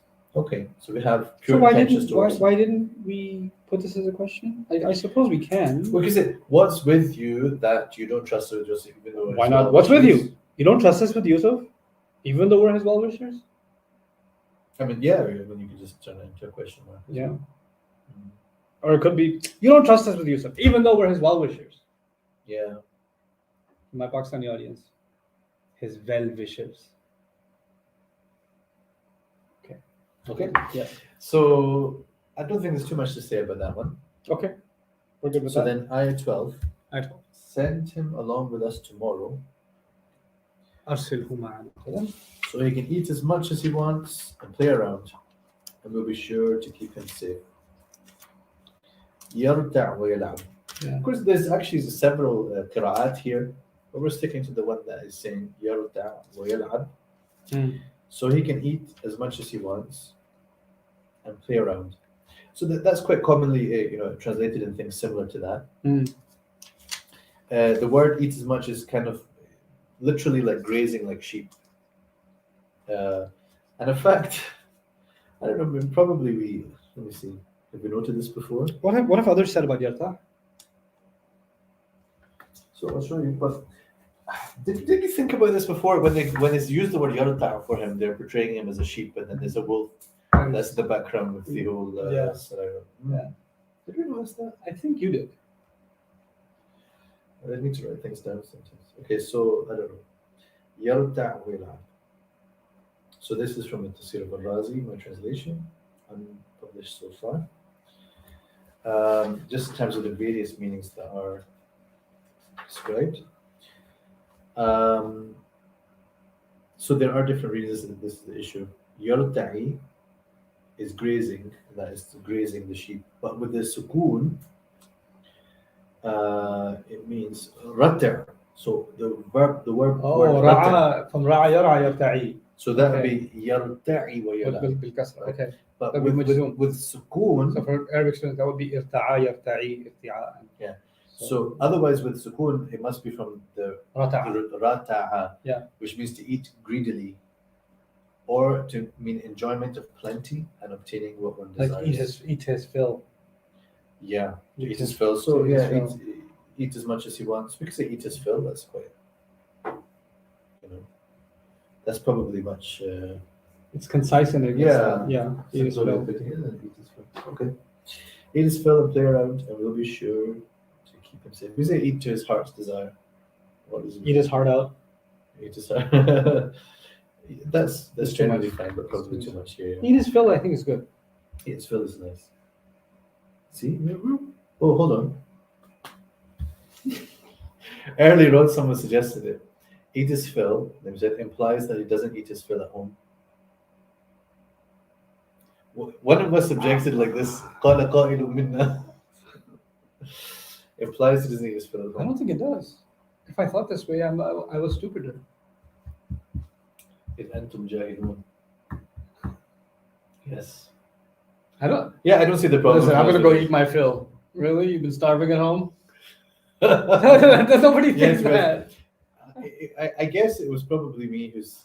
I was in some kind of mood. I think There are You didn't recordings. We can review the recordings. See who said this, and we'll slap them. embarrassing. If it was you, I will slap you. If it was me, you slap me. Let's do this. Yeah. Okay. Yeah, I'm ready. Right. So that's fine. He is fine. 13. He replied, "It really makes me sad that you're taking him away, Wait. Before you go to 13. and we'll be sure to keep him safe. Mm. وَإِنَّ لَهُ لَحَافِظُونَ, and we'll be sure to keep him safe." I think it's self-explanatory, really. Yeah. The ism fa'il indicating the certainty of the two. Yeah. And commitment. Yeah, sure. I got it. But then we've got something unusual at ayah 13. It really makes me sad that you're taking him away. And I'm scared that the wolf, again, the wolf, like Mhm. the well, Yeah. will eat him while you're neglecting him. Now, because we understood something about the tense, لا يحزنني أن تذهبوا. So yes, it can indeed mean, as most generally people have understood, I just realized that something about this ayah that I never thought about before. one thing. بما فتح الله عليك. Probably makes no sense. Once I say it, I'm going to realize how dumb it is. But anyway,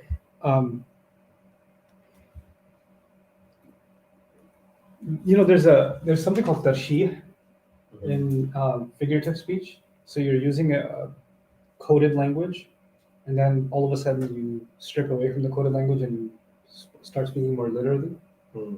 right? And there's strange kinds of foreshadowing in this surah, right? So he's afraid the wolf will eat him, and we all know the wolf is them. Hmm. But if you think of the law as haliya, then yes, the wolf will eat him while you're not paying attention to him. But also, you will do him harm, captured by the wolf will eat him, Hmm. and then they will actually leave him in a way where they won't know what's happening with him. وَأَنْتُمْ عَنْهُ غَافِلُونَ. Hmm. Like they're actually literally going to be ghafil of him once they do their deed. So it's not literally what he means, but there's a strange foreshadowing of coming events in وَأَنْتُمْ عَنْهُ غَافِلُونَ. Hmm. Anyway, And we had a few observations before. So we said it's okay to translate it as a wolf, but here, since they're shepherds, they may be referred to a specific wolf in their area. So Jacob may have used it as an alibi to keep Yusuf home. That's the bit that I think is quite. It's interesting in Balagha studies they use this example as a lam al-ahd al-dhihni, and they talk about the strange category of lam that is in between ma'rifa and nakira. Hmm. So it's the wolf, which is almost like a wolf. In other words, they haven't identified which wolf it is that keeps attacking. We don't know if it's one or others, but there's talk of a wolf in the area. Yeah, the wolf that we know about, but we may not have seen directly. We may not have seen directly. So we've said also it may refer to the aggressive killer instinct inside themselves, but it doesn't want to say it directly. It may refer to the devil within, because just before that, in the shaitan, and then since they said yarta, grazing like a sheep, so Jacob's referred to the wolf in response. So yeah, we did think about it. Also, like that category of known but not quite known, it's kind of like the brothers. Their tendency is known but not quite known. Yeah. You know?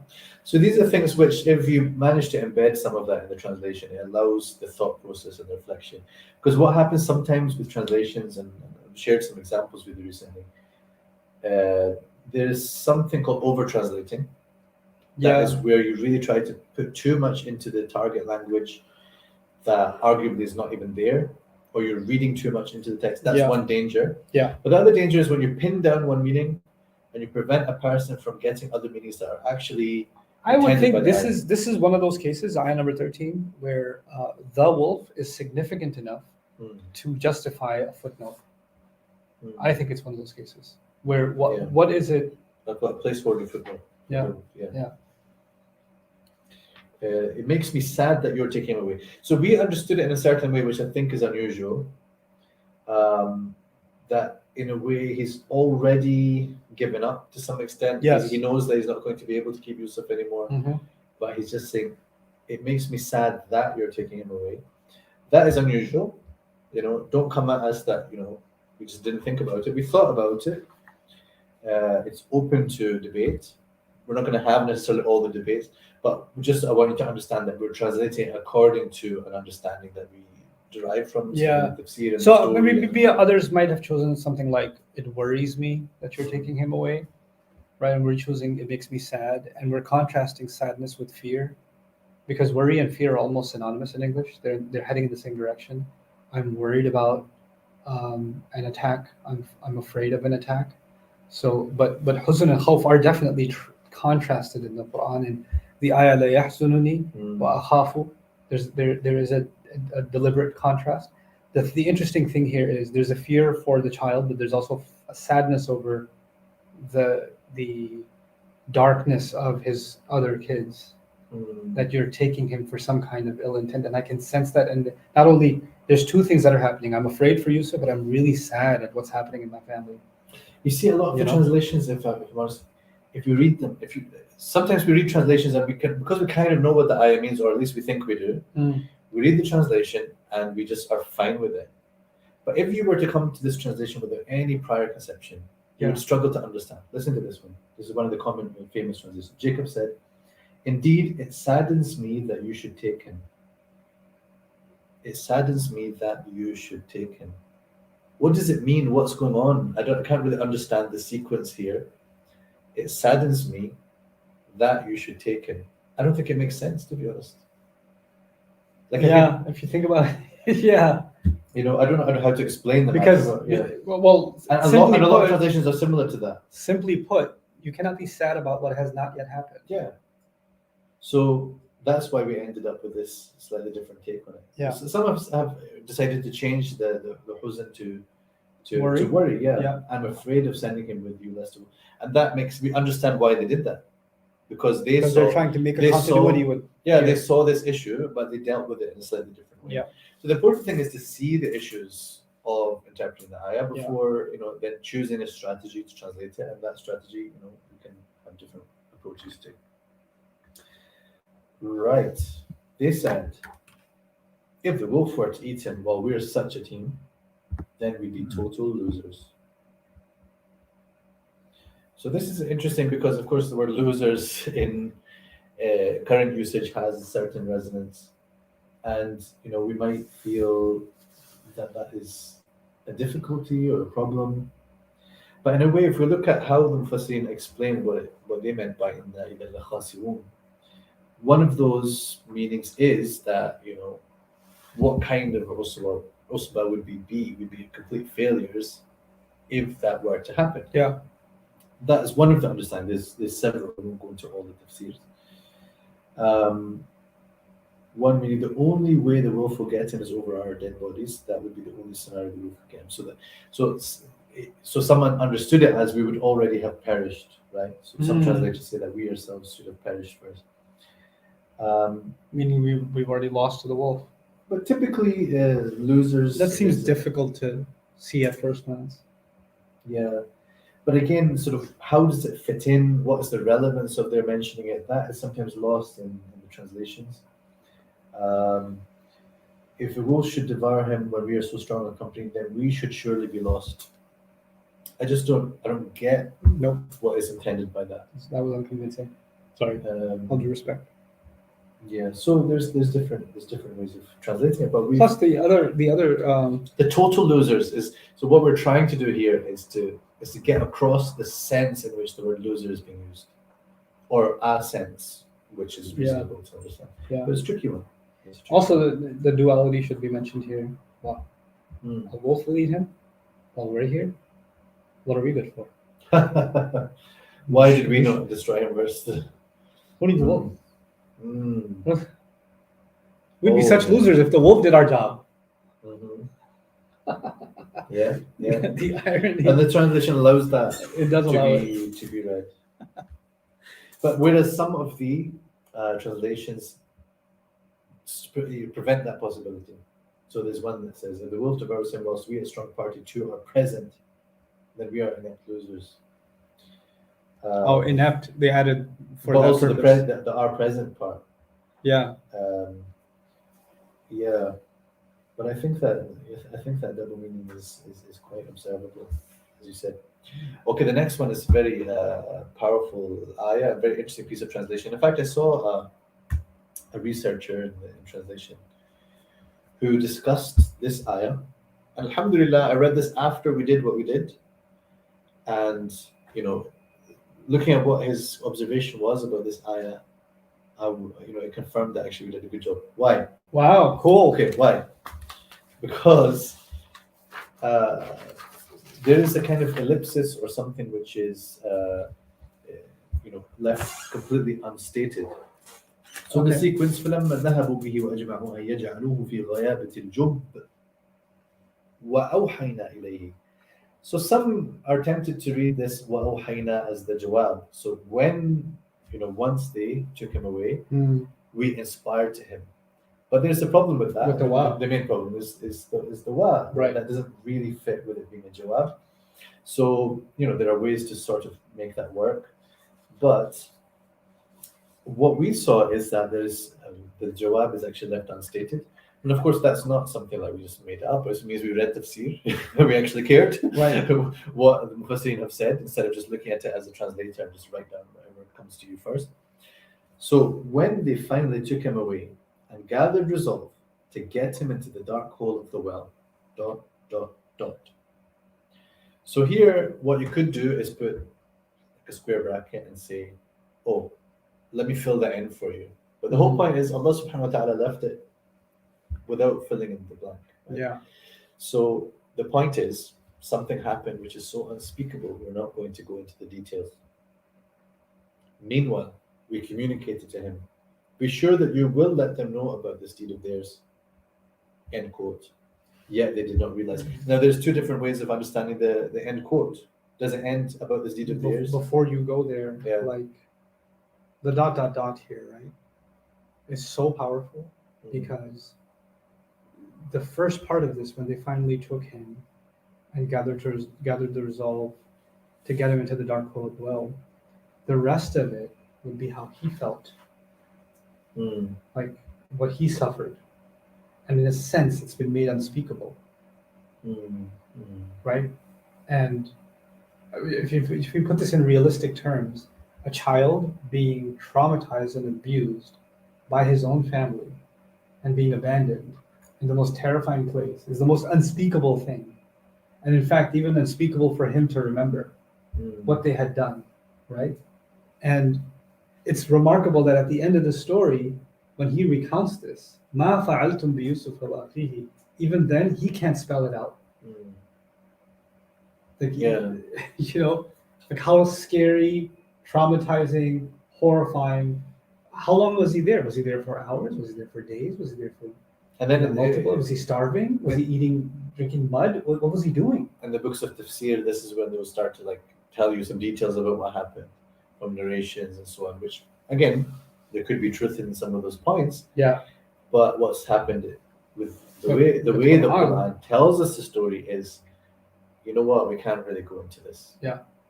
And there's a reason for that. And then the meanwhile we communicated to him has even more power because he's in this unspeakable state, and now he's being told, "You're going to be on top. There's victory's on its way for you. You be sure they're not getting away with this." You know what? Some of the translators have understood what ajma'u as the jawab. So again, the wow prevents that. Right. فَلَمَّا ذَهَبُوا بِهِ أَجْمَعُوا, that's how they are reading it. Because they see that lamma needs to have a jawab somewhere. So they supplied it either with وَأَجْمَعُوا or وَأَوْحَيْنَا. And neither of these is particularly strong or convincing as the way of reading it. So why are they so? They're not wowed by the wow. They're just and. They just So what the wow? They're like and. Well, not even the and. They just looked at it as a backward comma. So when they finally took him away and got the result, yes. Be So- sure that you will let them know about this deed of theirs, yet they did not really realize. So we took, they did not realize, وَهُمْ لَا يَشْعُرُونَ, we took that as outside of the quote. If you put it inside the quote, it will be translated a bit different. While they don't realize. Mm-hmm. You will inform them at a time at which they will not realize who you are. And then, so of course, later in the surah, we do have something that is expressed just like that. So is this would وَهُمْ لَهُ مُنْكِرُونَ. so and since we're taking it out of the quote, then this would be a kind of istihdar, meaning the present tense suggesting you're almost visualizing them doing this mindlessly. Here it would then be يشعرون. وَأُوحَيْنَا إِلَيْهِ وَهُمْ لَا يَشْعُرُونَ. وأوحينا. So So this becomes حال وأوحينا إليه. even while, I don't know, I'm seeing it almost, this is the astaghfirullah, having grown up in a cinematic age, you can almost picture, the scene is somebody's getting beaten up and hurt, and yet then you hear the voice and you see that he's experiencing inside of that something very peaceful, something very beautiful, Wow, a communication from Allah. Yeah. So they're bloodying him and hammering him and whatever they're doing. And while they don't realize that Allah is telling him, be sure, one day you're going to tell them about this deal, you're going to recount to them the You're going to remind them of that. وَهُمْ لَا يَشْعُرُونَ. Because otherwise you kind of understand that if by the way, this is accepted in tafsir, the two possibilities. But the point is, وَهُمْ لَا يَشْعُرُونَ, if we take it outside the quote, then means this wahi happened while they were still somehow there, such that they could have perceived it or were perceivable to them. Otherwise, it's almost like they put him into the dark hole of the well and they left, and then Allah inspired him, right? But the way that we translated it now, the inspiration came even while they were somehow still at the scene or still involved in the act. So you guys can't see that at the end, yet they did not realize, is what I wrote at the end here. And they came to their father by night in tears. I love the and here, actually. It's needed. And they came to, It's like a classic storytelling technique in English, too. Yeah. I actually read some time ago an article about the translation of the Hebrew Bible, and I think Robert Alter, famous translator, he's done a recent translation, and he uses the and in this kind of way because that's also a feature of the Bible, of the Hebrew Bible. So they have that question as well, which then, we find it in the Quran translation. They said, should we just move on from that one? Because I think there's not much to say about it. So we kept the sequence here. That's the only thing we. So by night in tears. Yeah, because it just felt nice and no reason to change it. Yeah. They said, Dad, what happened is we went racing off and left Joseph with our things, and the wolf ate him. But there's no way you'll accept this from us, even if we're telling the truth. So it's difficult to get kind of the speech part, to sound like speech, but yeah, what happened is, how do we arrive at وَلَوْ كُنَّا صَادِقِينَ here? What do you mean, how do we arrive at? Even if we're telling the truth. So in terms of how the Mufassirin explain this, they say, this doesn't necessarily mean that they're not telling the truth, right? But it sounds a lot like that. Right. The point is, you think that we're liars, and you're going to think we're lying if we're lying, and you're going to think we're lying if we're telling the truth. So even if we're telling the truth, you're just going to disbelieve anything that we say. Yeah. That's the point that they're making. But وَلَوْ كُنَّا صَادِقِينَ. He didn't use low, though. Still, I mean, technically, it still falls. It doesn't fall into saying explicitly. Not quite explicitly. But it gives a strong vibe. It's a little bit incriminating. But that's exactly why we ended up throwing some things in other, like well-wishers. But there's no way you'll accept this from us, even if we are telling the truth. To be honest, when it comes to translating that, we can't get the duality of the law. But if we said even if we were telling the truth, it probably goes too far in. That's self-incriminating. Yeah. Too incriminating, because the English doesn't quite carry that. There's no way you'll. Could there be another? I mean, I didn't ask you this question. Yeah. I didn't ask you this question before, but could there be a larger implication here of وَلَوْ كُنَّا صَادِقِينَ, like that they have a history of lying, and even if we had been truthful all along, this incident you wouldn't have believed? Could there be a larger, implication? I don't know if Mufassirun discussed this or not.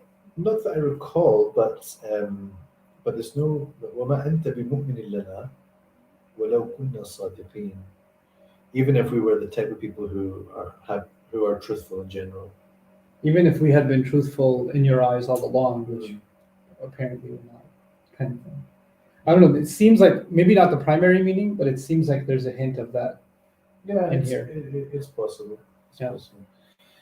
Okay, we left. Yeah, we went racing off and left Joseph with our things, and the mata'ina, and the wolf ate him. They said what happened is.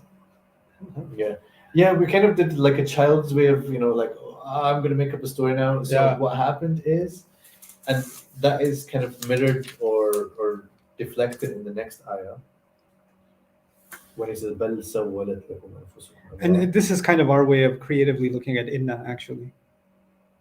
Yes. What happened is, Right, so inna is generally for, I mean, just like as a very general statement, is there because something is unbelievable, so you're emphasizing to make you.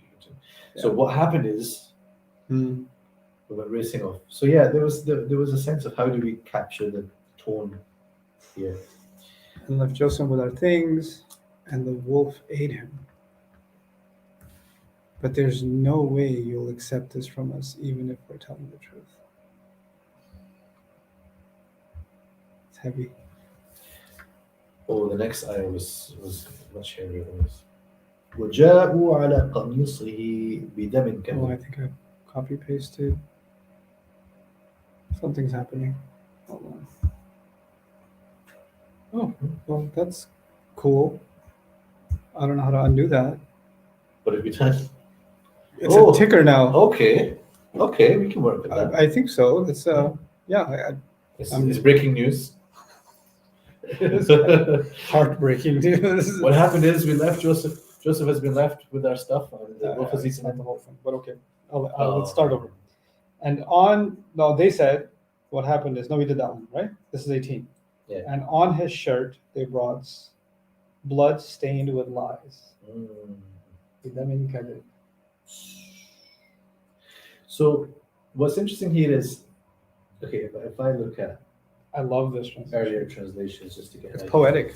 Because very understandably, people have taken it as they brought his shirt stained with blood. But instead, the ayah says, وَجَاءُوا عَلَى قَمِيصِهِ بِدَمٍ. So the order is like, وَجَاءُوا بِدَمٍ They brought blood. They brought blood. on his shirt. Yeah. So working with that, we ended up rendering as, and on his shirt, they had brought, because, you can understand that at this point they brought it out. Okay, Yeah. but you can understand that they have brought. Yeah. And on his shirt, they had brought blood. Now, damin kadhib, this is where we then had to think, okay, how do you get blood, which is Described lie? with lie. Yeah. Yeah, it's not even lying blood. Yeah. Or The blood exact that's a lie. expression, kadhib is lie, so like damin kadhib, it's a very potent expression. Yeah. So in the end, And fake blood wouldn't have been enough. yeah, you could have fake blood, but it's like so so simple compared to damin kadhib. Like, Yeah. So we said blood stained with lies, and of course stained here we're going for a certain imagery. It's really interesting that we use this because kadhib is actually a masdar Yeah. being used as a sifa, which is the embodiment of something. And Right. stained is a kind of embodiment term. Yeah. So Through and through is lies. Yeah. Yeah. So of course, when it's perfectly understandable and reasonable. They came with false blood in his shirt. I mean, there he's understood again. جاءوا بدم على قميصه. But most of them said they brought his shirt stained with. So the false brought blood. his shirt grammatically doesn't work because the ba is not on the shirt, the ba is on the dam. And Yeah. ja'a requires the ba for the thing you bring. Yeah, I think maybe some understood that Allah is on as well as but I don't think that works very well. No, it's too creative. So I think on occasion you can look again at an ayah and you can think, how can we improve on previous translations? Yeah. Not in every single thing, maybe. Sometimes what we've written is hopefully as good as what others have done, not Right. necessarily better. But sometimes you just want to think, let's do something more interesting, creative, and connected with the wording. With some aspects of the language. And Yeah. that's what I'm hoping Yeah, that we inshallah. achieve in some place, including here. He said, what really happened, so it's a response to, But the bell in response to Yeah. what we translate, what happened is, yeah. what really happened is that your egos justified something terrible to you. سولت لكم أنفسكم أمرا. Yeah, so the different ways of taking that, but this is the way we went. Yeah, I like it a lot. So graceful patience is all I have. فَصَبْرٌ جَمِيلٌ. So there's a kind of This is one of the rules we mentioned in our bullet list, where we have to capture things that are unstated. yeah. So here's what we feel is implied. Whereas many people say it's fitting for me. Beautiful patience is fitting for me. It's okay, but it's not very clear. Let's say. فَصَبْرٌ جَمِيلٌ. So we said it's all I have. So all I have to cling on to is this sabr, which is which is my seeking help from God. Yeah. Allah musta'an, and God help me with what you're portraying. So, and God help me is Is a figurative expression for Wallahu Musta'an. It's not God a is the literal. one whose help is sought. Right. Sure. And God help me with what you're portraying. So with this event and with your life. This is an interesting example, ayah number 18, of what we're doing, because sometimes we're committing ourselves to the grammar, other times we're committing ourselves to the overall expression. And we're actually fluctuating between the two. We're not committing, this is not a grammatical translation throughout, and it's not a flowing translation throughout. So, Wallahu Musta'an is not a grammatical translation, God help me. That's a figurative translation. It's an expression for an expression. That is more relatable in the English language. But on his shirt, they brought blood is more committed to the grammar.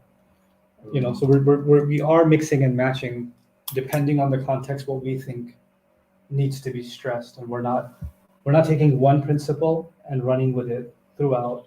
And I think we're cognizant of that naturally, but I think we need to be transparent about that to our listeners and inshallah one day our readers. Yeah, and it's very difficult to be completely consistent, and it's not necessarily desirable. No, it's not. It's at the end there's some intuition involved here. Yeah. Okay. So what happened next?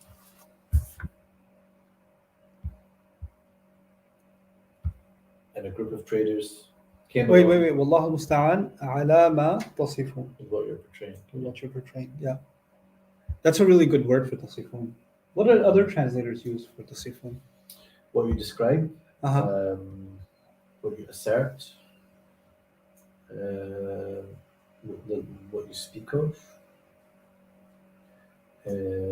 mostly like this: describe, relate. Somebody portrayed? Well, let's see. No. Wow. Well. There you go. Well, it doesn't mean it's bad, but you know, it's good to not have just always follow the beaten track that much. Yes. So what happened to this traders? I was thinking about the beaten track. You see, that was too deep for you. And a group of traders came along and sent out their water scout to let down his bucket. He cried out, "Oh my goodness, it's a kid!" The thing's Yeah, best in a New York accent. it's a boy. They stashed him away as merchandise, and Allah was fully aware of what they were up to. Let's go through the Arabic here a second.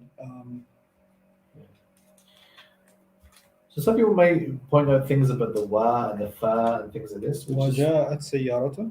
Okay, yeah. a group of traders. Yes. Mhm. So we took license here, not a caravan, but a group of traders, because this is kind of a form of majaz where it's actually not the caravan that came, it's the people that came. But Yeah. it's kind of like saying the president, or the king built this hospital. The king actually didn't build this hospital. Workers did. Well, also the word sayyara is, it's not referring to the camels or the horses or the mules. Right. It's referring, or the goods that are being carried. Right. It is the people, because for arsalu, Yeah. they sent.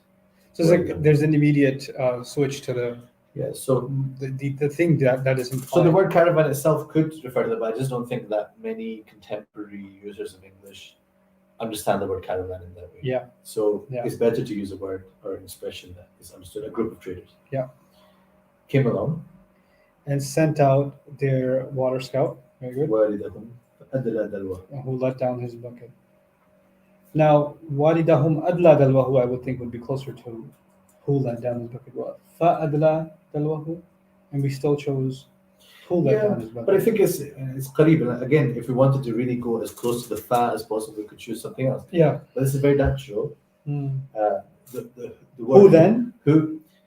Yeah, Maybe that would be it's a little just bit more. it's just not necessary, because it refers to a sequence anyway. You sent out the water scout who let down his bucket. You understand sequence in this in the English language. I get it. He cried out, "Ya bushra hadha ghulam." So there's some interesting and quite sometimes amusing opinions in the tafsir about Ya bushra. Some said there was a woman called Bushra, he was calling her, or a man called Bushra. I used to make a joke about that. No offense to any Bushras who are watching, it's not about you.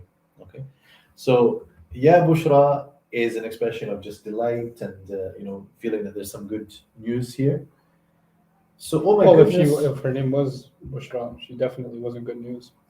Well, Anyway, the other qira'ah is Ya Bushraya, by the way. Ya Bushraya هذا الغلام. well, Oh my goodness. easy. Oh my good newsiness. So What did you just the way to get it into some kind of intelligible, like, let's just say, oh my goodness, it's amazement, but it's positive. Our first candidate was OMG, right? Oh my days. You can't say it like that. You have to say European, like quirky palace castle English. Oh my days. Oh me days. Dies. Just- That's Australian. Just okay. Oh my goodness, Lazy. it's a kid. هذا غلام. This is a boy. That's what you're thinking. Okay. It's a kid. It's a kid. Yeah. I like it. Yeah, Bushra. And we didn't say this is a kid because the hada is not always used in the ishari sense like this is a kid. Like, Oh, good news. This is a youth. like Arabic books that start with hada bab. But you know, like, Hada kitab. this is slightly better. No one will ever say this ever. That nobody will ever have a conversation with someone and say, by the way, I want to tell you something. I'm meaning to tell you. Hada bab. Like, Baboon. baboon. هذا baboon. I don't know about that, but you're definitely a baboon. That's a good dad joke. Okay. Yeah. Okay. Anyway. So I mean, Pixel has here is a youth. Sometimes how that could be for here is, but still, this is not. Oh my God, what do we have here? A boy. Here is a young man. Mhm. Rejoice. Here is a boy. Oh, good news. This is a youth. How lucky. There is a boy here. Someone said. To us, he's a crazy guy. He claimed to be a prophet, but very, very occasional. His translation is actually How lucky there's a boy here is pretty good. Yeah, but he does a very, very bad job in some other ayahs, many other ayahs. But that was quite good. What a godsend! This is a boy. Numerous possible. Anyway, we said, oh my goodness, it's a kid. They stashed him away as merchandise, and Allah was fully aware of what they were up to. Of course, up to has, it's quite informal. I would maybe revisit that. I don't know why I like it, but what's the wording again? Wallahu alimun bima ya'malun. Yeah, what they were up to is good, boss. It's just ending on a preposition can often be frowned upon, but I know what you're up to. mm, You want to add a aid? I know, I think- they were up to it. that to which they were up. So I think that we've chosen that because of some sense of like what idea, not what they were doing, but what they were planning and what Yes. they were getting at. So that's the reason. 20. And they sold him off below market rate. But that's an interesting one. Just a few coins. As they Wait, become key what to did I that. do? We will return after praying and making fun of you. Okay, no, I don't have more. Hold on. I gotta get more. Oh, we only went up to here? Yeah, I only. Oh, went up okay, to okay. there. So Give me a second, guys. that's fine. I'll read it. You can read it out I am loud trying to for read, you the. keep talking. So I know. It's, and they sold him off below market rate, Hmm. just a few coins, as they become keen to let them go. So there's some tricky things in this ayah in terms of translating. فَشَرَوهُ بِثَمَنٍ بَخْسٍ. So let's see typical translations of this. For a mean price, paltry price, miserable price, reduced unjust price. What was Bachs again? We did the etymology. I don't remember.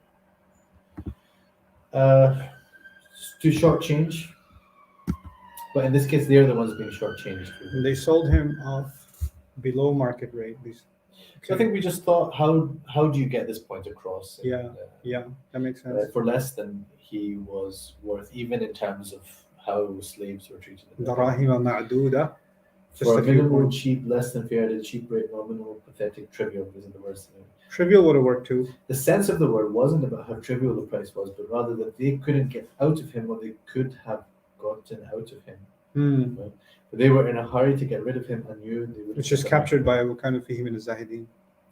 Right. So yeah, there's a few possibilities in the words, but the translation has to sort of select darahim ma'du that you could refer to dirhams. But you said just a few coins. Yeah. As we should. There's a lot going on in the possibilities of كانوا فيه من الزاهدين. But we took it in this way. They become keen to let him go. I've said in the footnote that we didn't quite capture the min.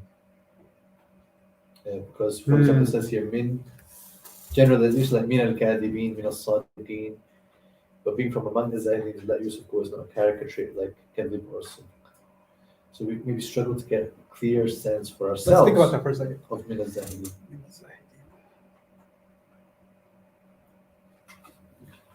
Because our translation sounds like it would fit كانوا فيه زاهدين. I think. من الزاهدين. Let me give you my deviant thoughts. This is an archetype of people that sell illegal goods. They're the kind of people that want to get rid of the stolen goods quickly. And in his case, they were acting like they were typical of the behavior of the seller of illegal goods. Like before somebody comes looking for him, because we know we just got him from a well. And he doesn't look like a beggar or a slave or anything. So his family's probably going to show up. So they did what others do with stolen goods before somebody shows up and says, "Where's our goods?" No, we never saw it because another caravan's already taken it, right? So I think we get stuck with the fihi, and then it's hard to generalize because there's not a bunch of people that are Zahidin in him. Yeah, exactly. But in the behavior of the shara of something, the thaman bakhs, that's even now. Will you want his lunch? Because the guy you just beat up 2 blocks over might just show up.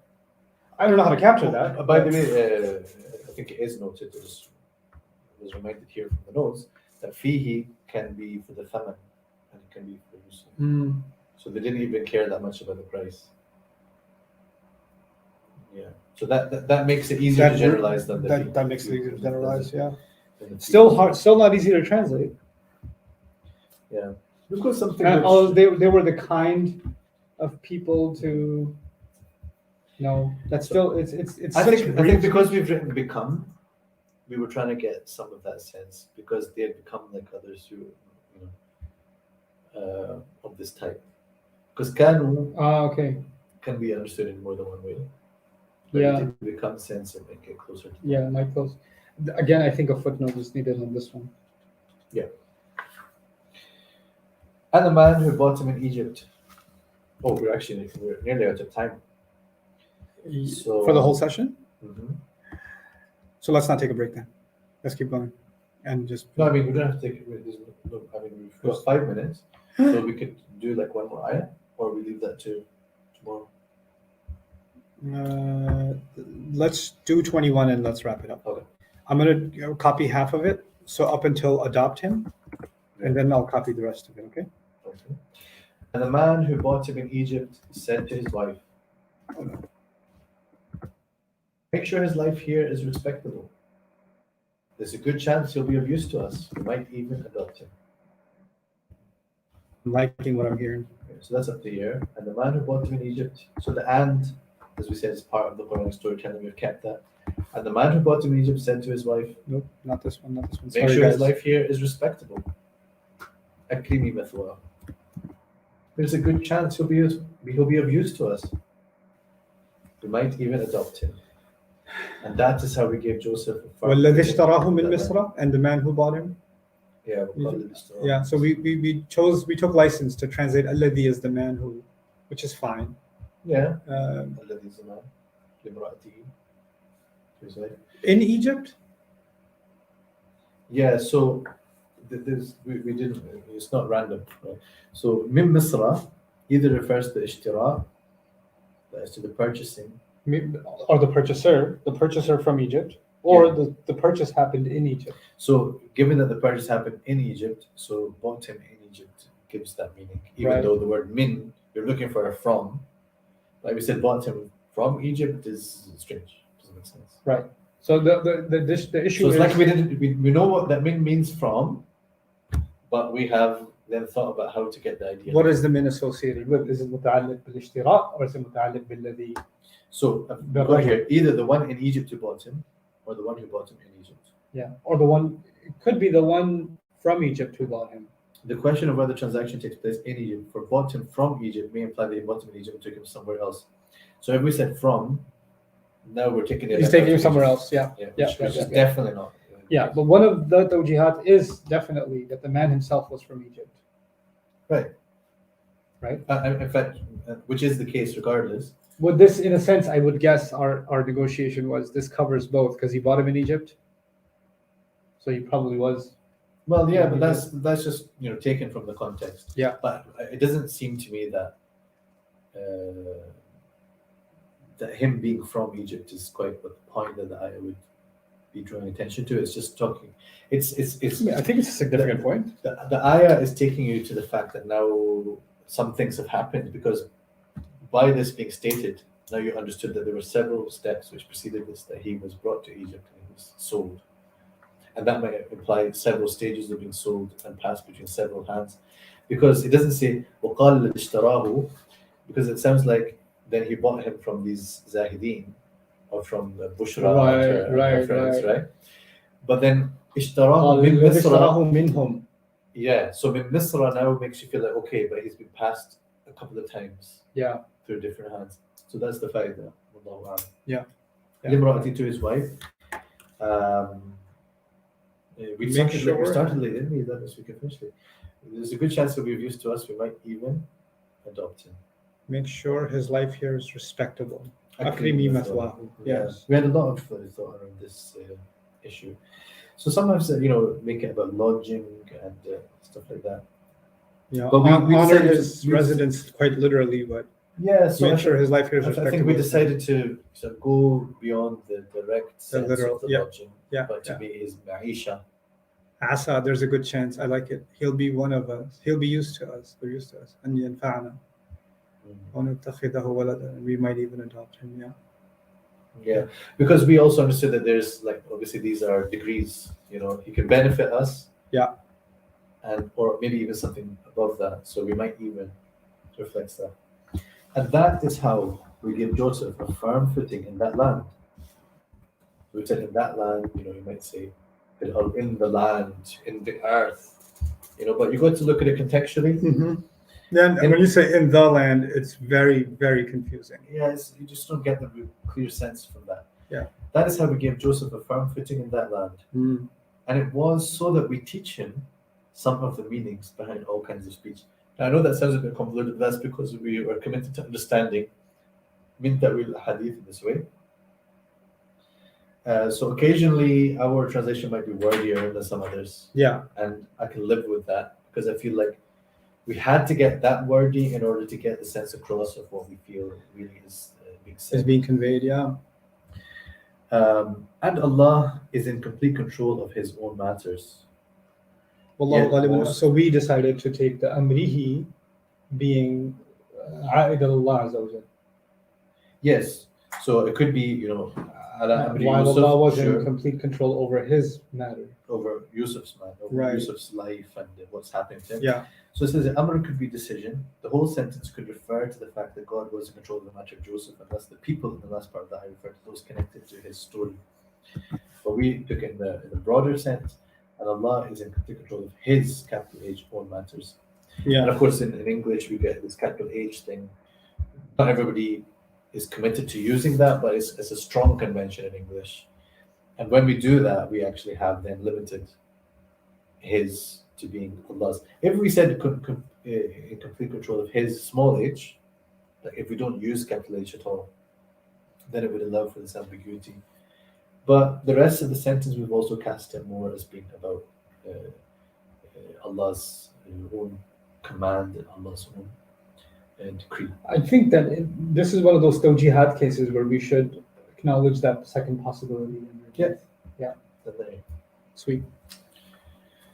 ولكن أكثر الناس لا يعلمون.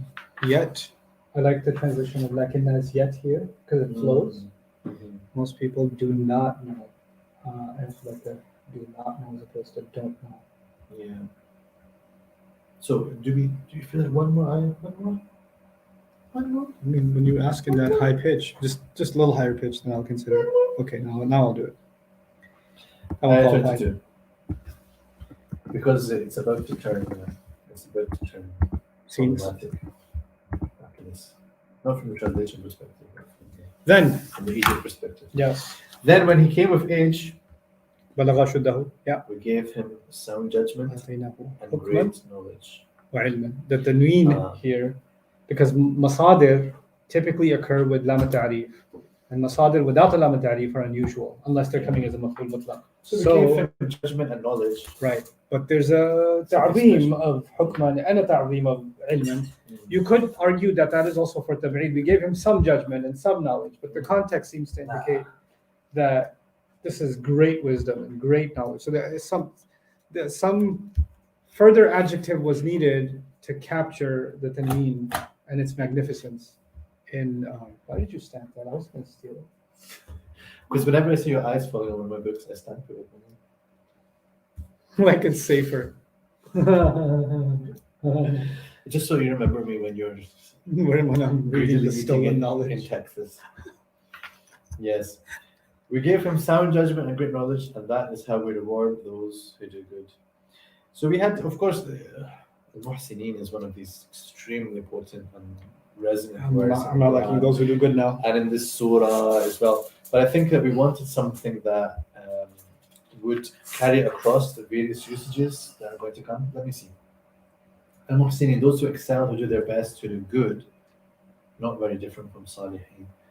It doesn't have tafdeel in it, so can we do their best? Maybe because somebody suggested it, that's why. Sometimes one of the students suggested something. And I think I suggested it. All right. Then I said, it doesn't have tafdeel in it, so I can't. But it has it in the meaning. Yeah, maybe. It doesn't have it in the form, but it has it in its etymology.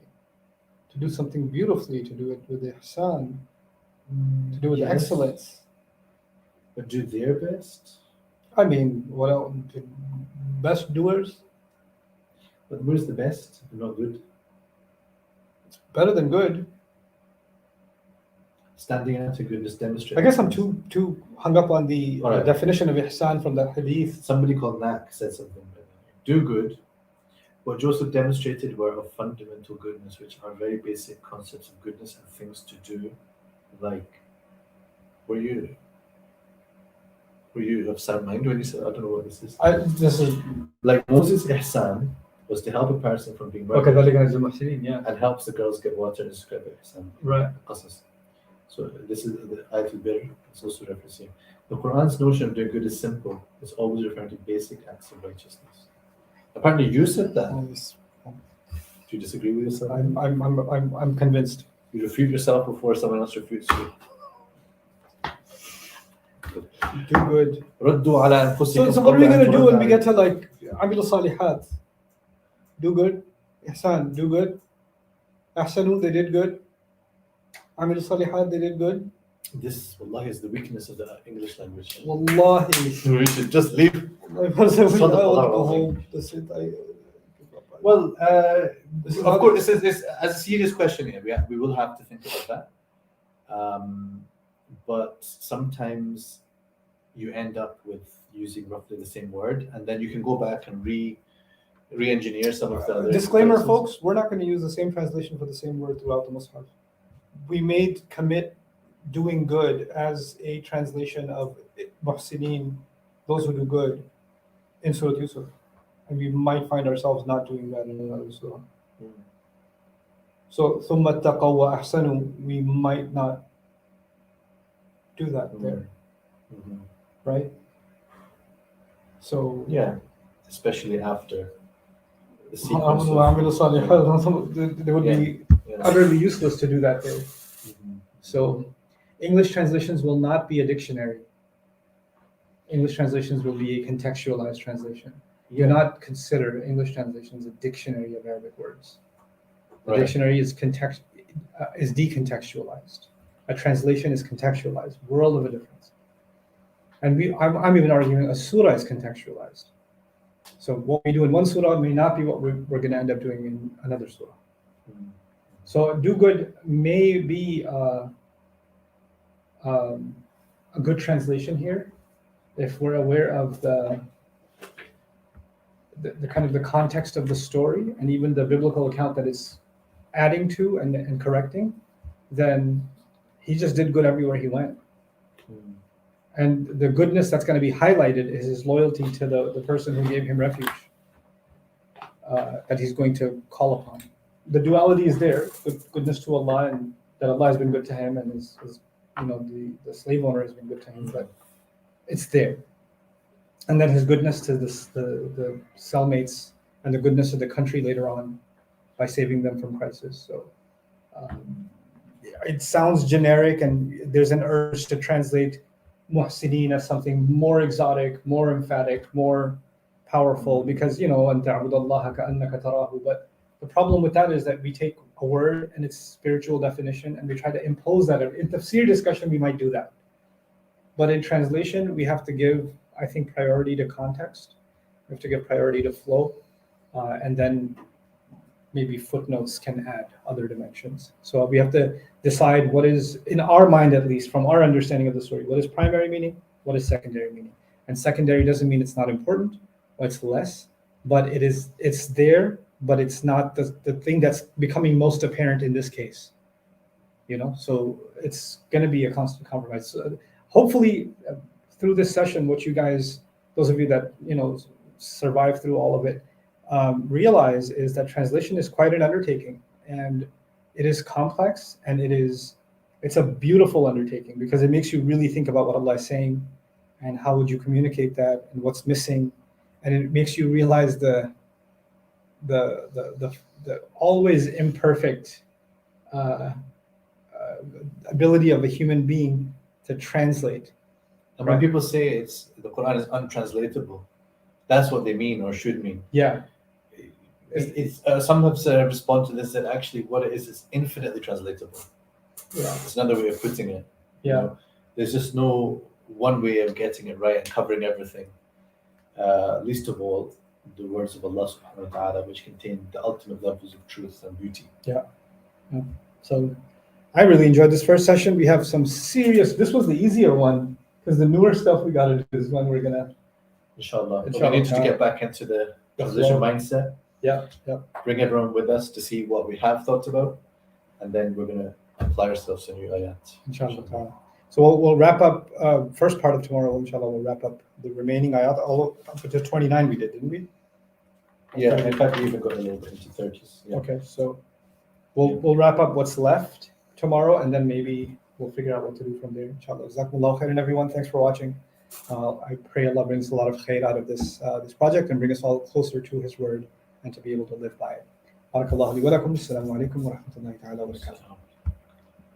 We should probably open tomorrow's session with questions. Yeah, Outstanding questions. We've got kind of.